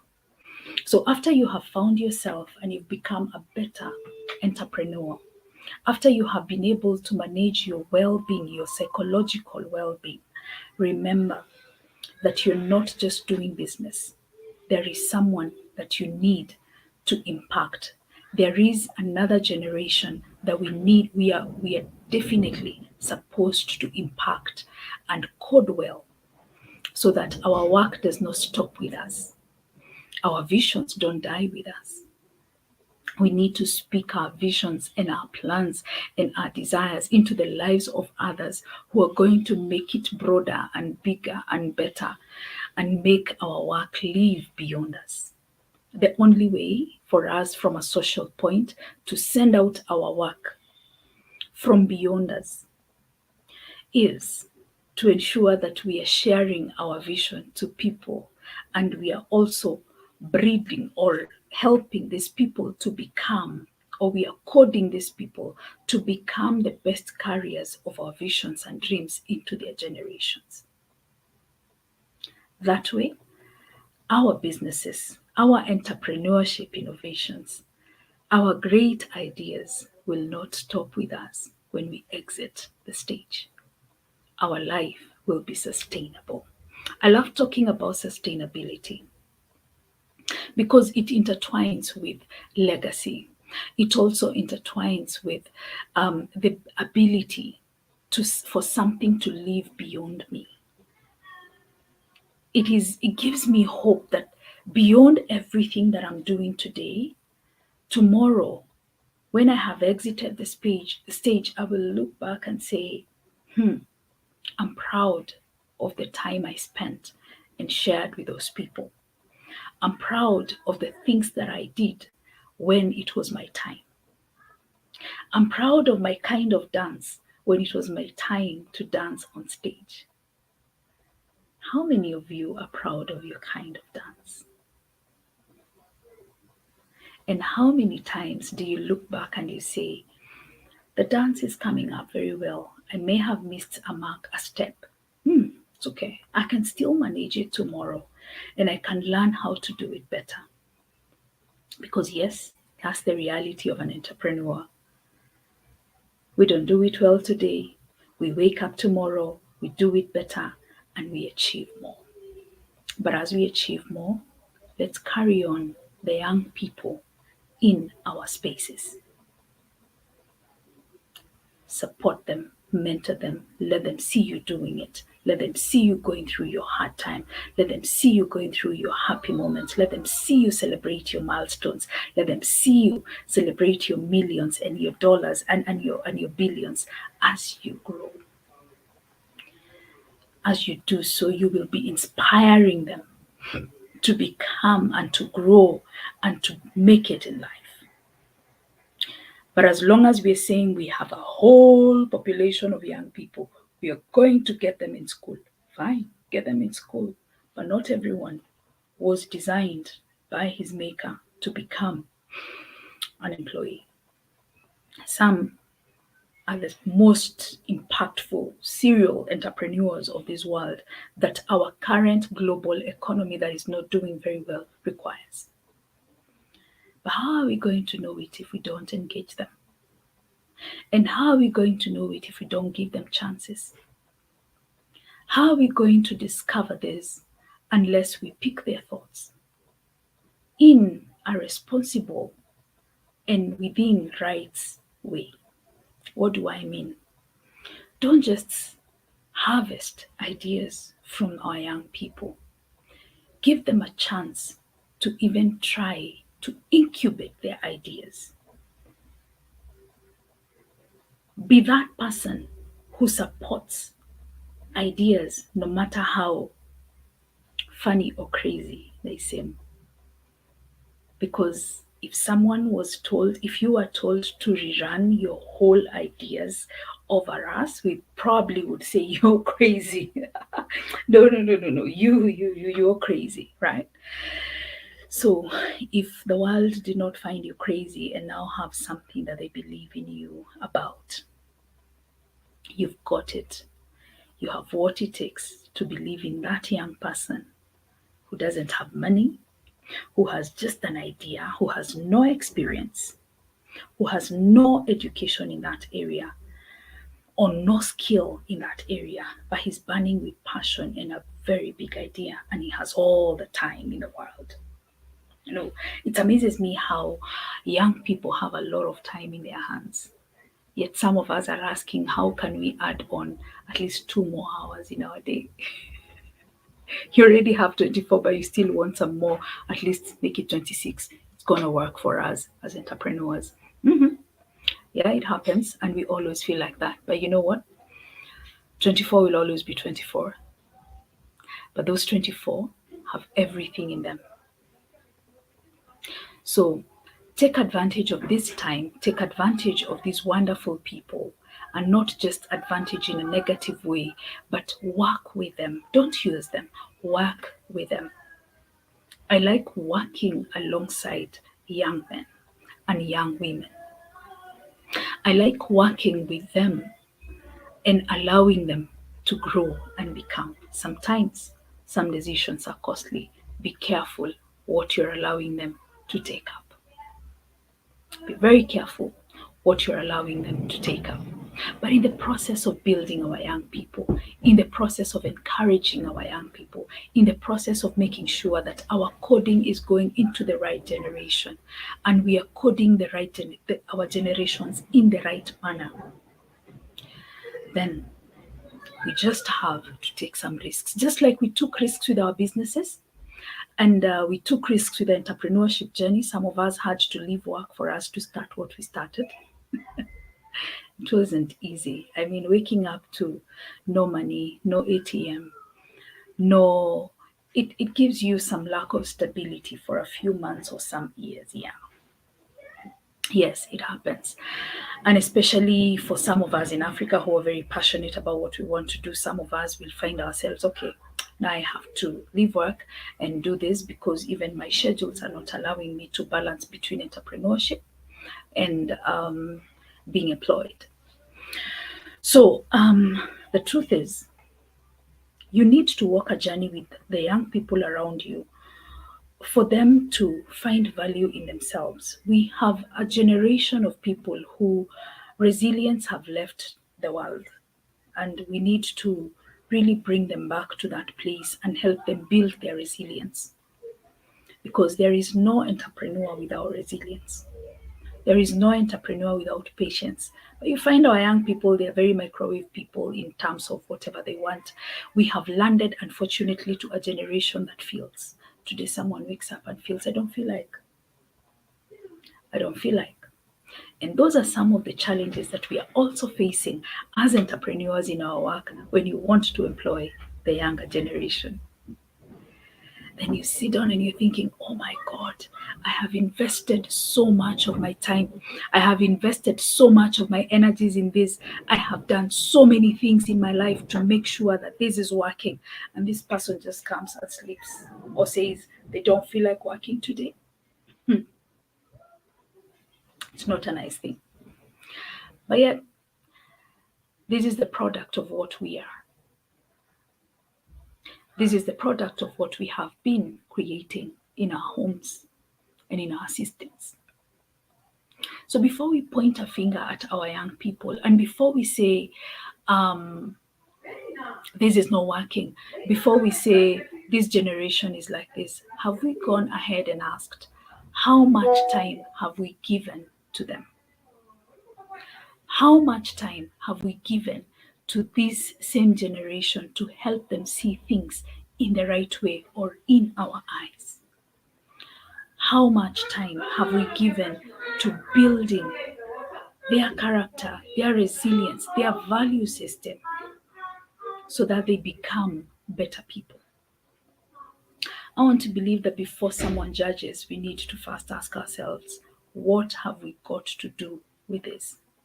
Because yes, we are quick to say this is the Generation Z, and yes, Generation Z is too fast. But yes, there is still something that we can do. We can all sit down and decide, okay, this is not going to work for all of us, but maybe there is something you can learn from them in their very quick way of doing things. And there is also something they can learn from you in your process-oriented game. So eventually, when we look at ourselves and our lives, we realize we're not just doing business to make money for ourselves and our children. We are here to do entrepreneurship and network and build structures that are going to live beyond us.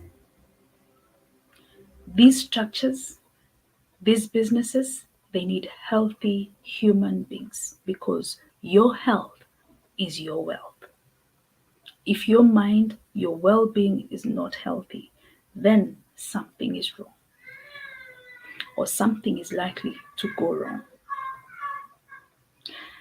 When your physical well-being is stable and you're not spending more time using your insurance cover because you're having pain here and pain there and uncomfortable here and uncomfortable there, and doctors are not telling you take it easy, then you get to realize that, oh wow, there is so much you can be able to do. You become more productive. You become better in your way of doing things. And therefore, that is why your well-being is very critical at any one time in your life. And finally, your legacy. Your legacy is everything. And you don't start working on legacy when you're like 3 years or 4 years about to exit from the stage. I do a lot of projects, and one of the things that I keep doing is that, especially programming for communities, we do interventions at community. We are having some interesting products around mental health at community level, trying to reduce the suicide rates at our community level. Because we notice we're having a lot of suicide cases in communities, and especially men are dying more of suicide. And so one of the things we look at is an end-to-end programming, where we ask ourselves exactly what do we want to achieve? And then we ask ourselves, what is the sustainability in our programming? What is that thing that even when we leave the community, we can come back 5 years and still find something growing and working as a result of our implementation? When we do that, I'll tell you what we do.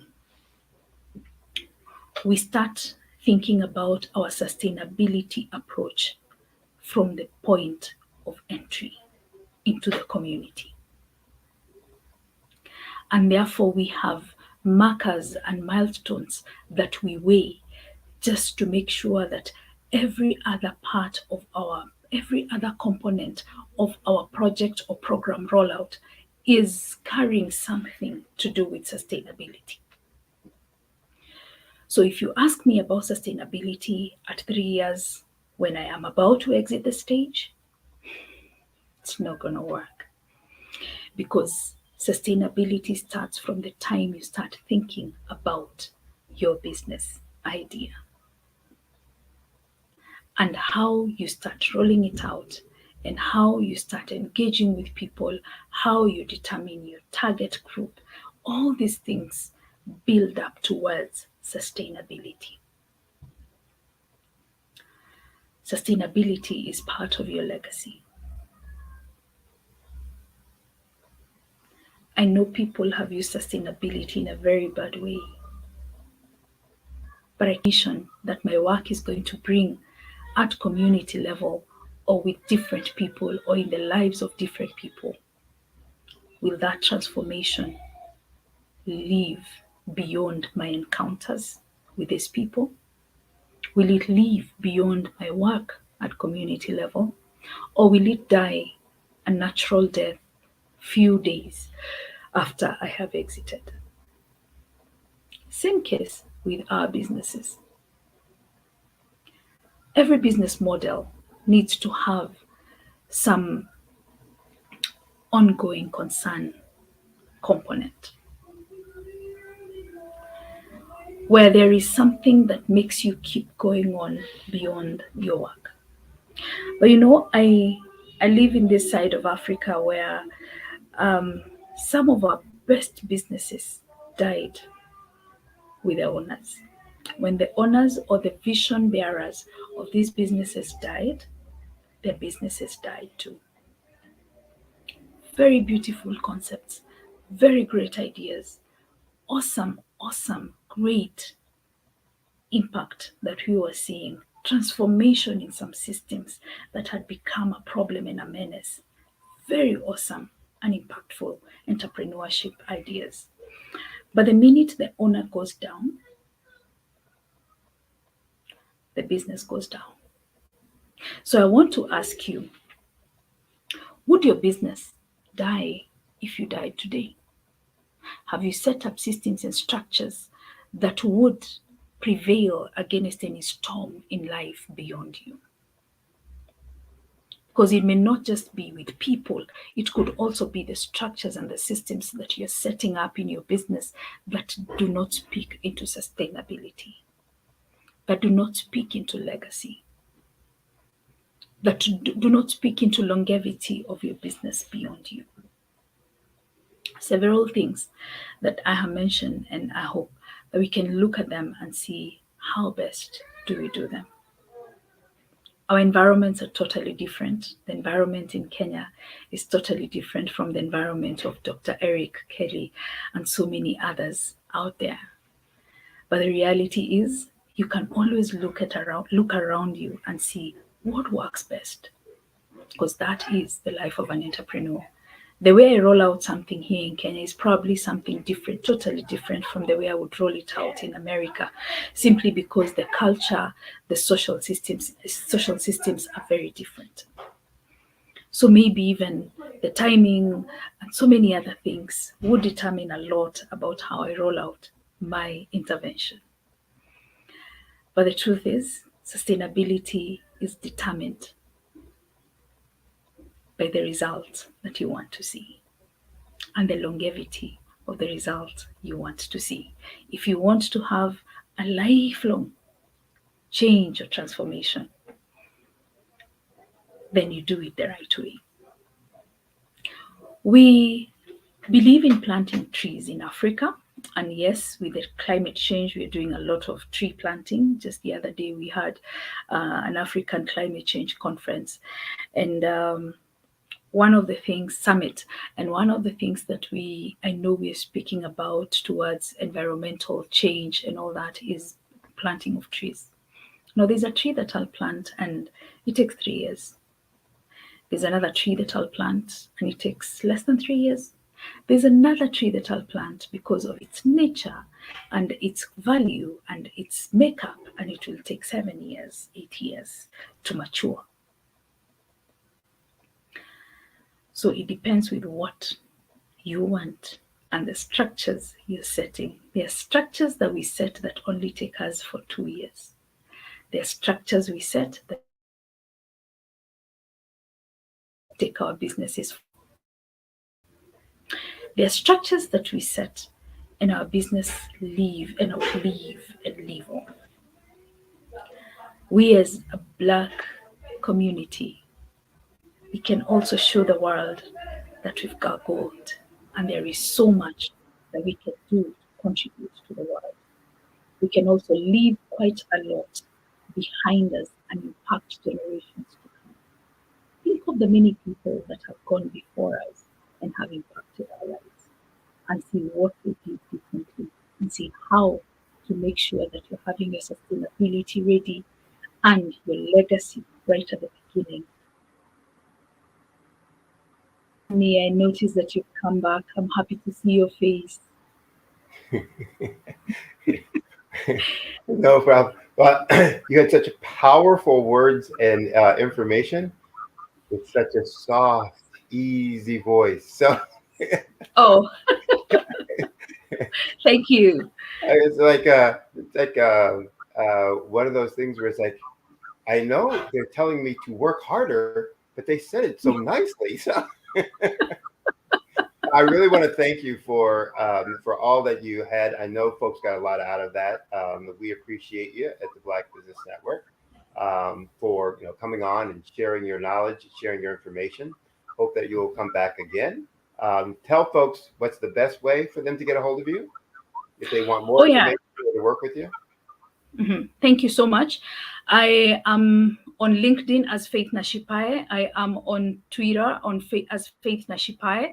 I am also on Facebook as Faith Nashipae. But I'm also on Facebook as TCO Africa. TCO Africa. That is at TCO Africa. That is at Thriving Communities Africa. Mm-hmm. I'm also on Facebook again as Thriving Families Kenya. A lot of our work where we do with Thriving Families Kenya, we also get to contribute to the NGO, which is Thriving Communities Africa, where we really deal with young men at community level, young boys, and also men. And we do a lot of advocacy in our country and beyond. Then on Twitter, you can also get us on TCO Africa. Then on LinkedIn, you can also get us at TCO Africa. Okay. Oh. Good. All right. So again, thank you very much for all the info. Look forward to having you back again the next time. And as we say, genius is common. I'll see you on the other side. Thank you. Thank you so much, Sydney. Thank you for having me. Thanks to Dr. Eric, and thanks to my good friend, Eunice Kamara, who has been a great link towards this. And I truly appreciate every business person who's doing great things out there. Let's do it, and let's do it very well. God bless you. Bye-bye now. Bye-bye. How many times have you been asked to help someone you didn't even know, a student, a business entrepreneur, or did you ever even ask, where did they end up? That business, that friend, that entrepreneur. Well, just maybe they ended up in a gang, bankrupt, homeless, or worse, dead. Maybe they turned to crime, drugs, and alcohol. Did you ever wonder? Did you destroy their dream, or was your life always so easy? At the Black Business Olympics, we started a movement to help students complete.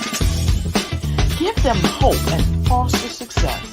Help them to leave their dreams of providing laptops, computers, and up to $5,000 in scholarship funds. Today, we ask you to help a student, a business owner, or an entrepreneur to realize their dream by sponsoring them, supporting them, and buying from them.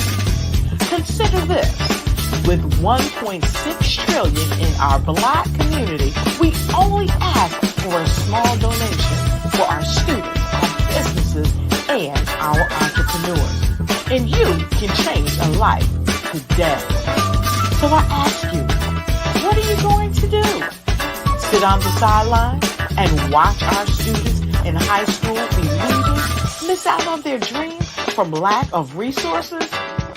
Or are you going to donate to the movement and change their future and yours as well? Give us a call today at 919-308-9090. Change their life by investing with action to the Black Business Olympic Fund.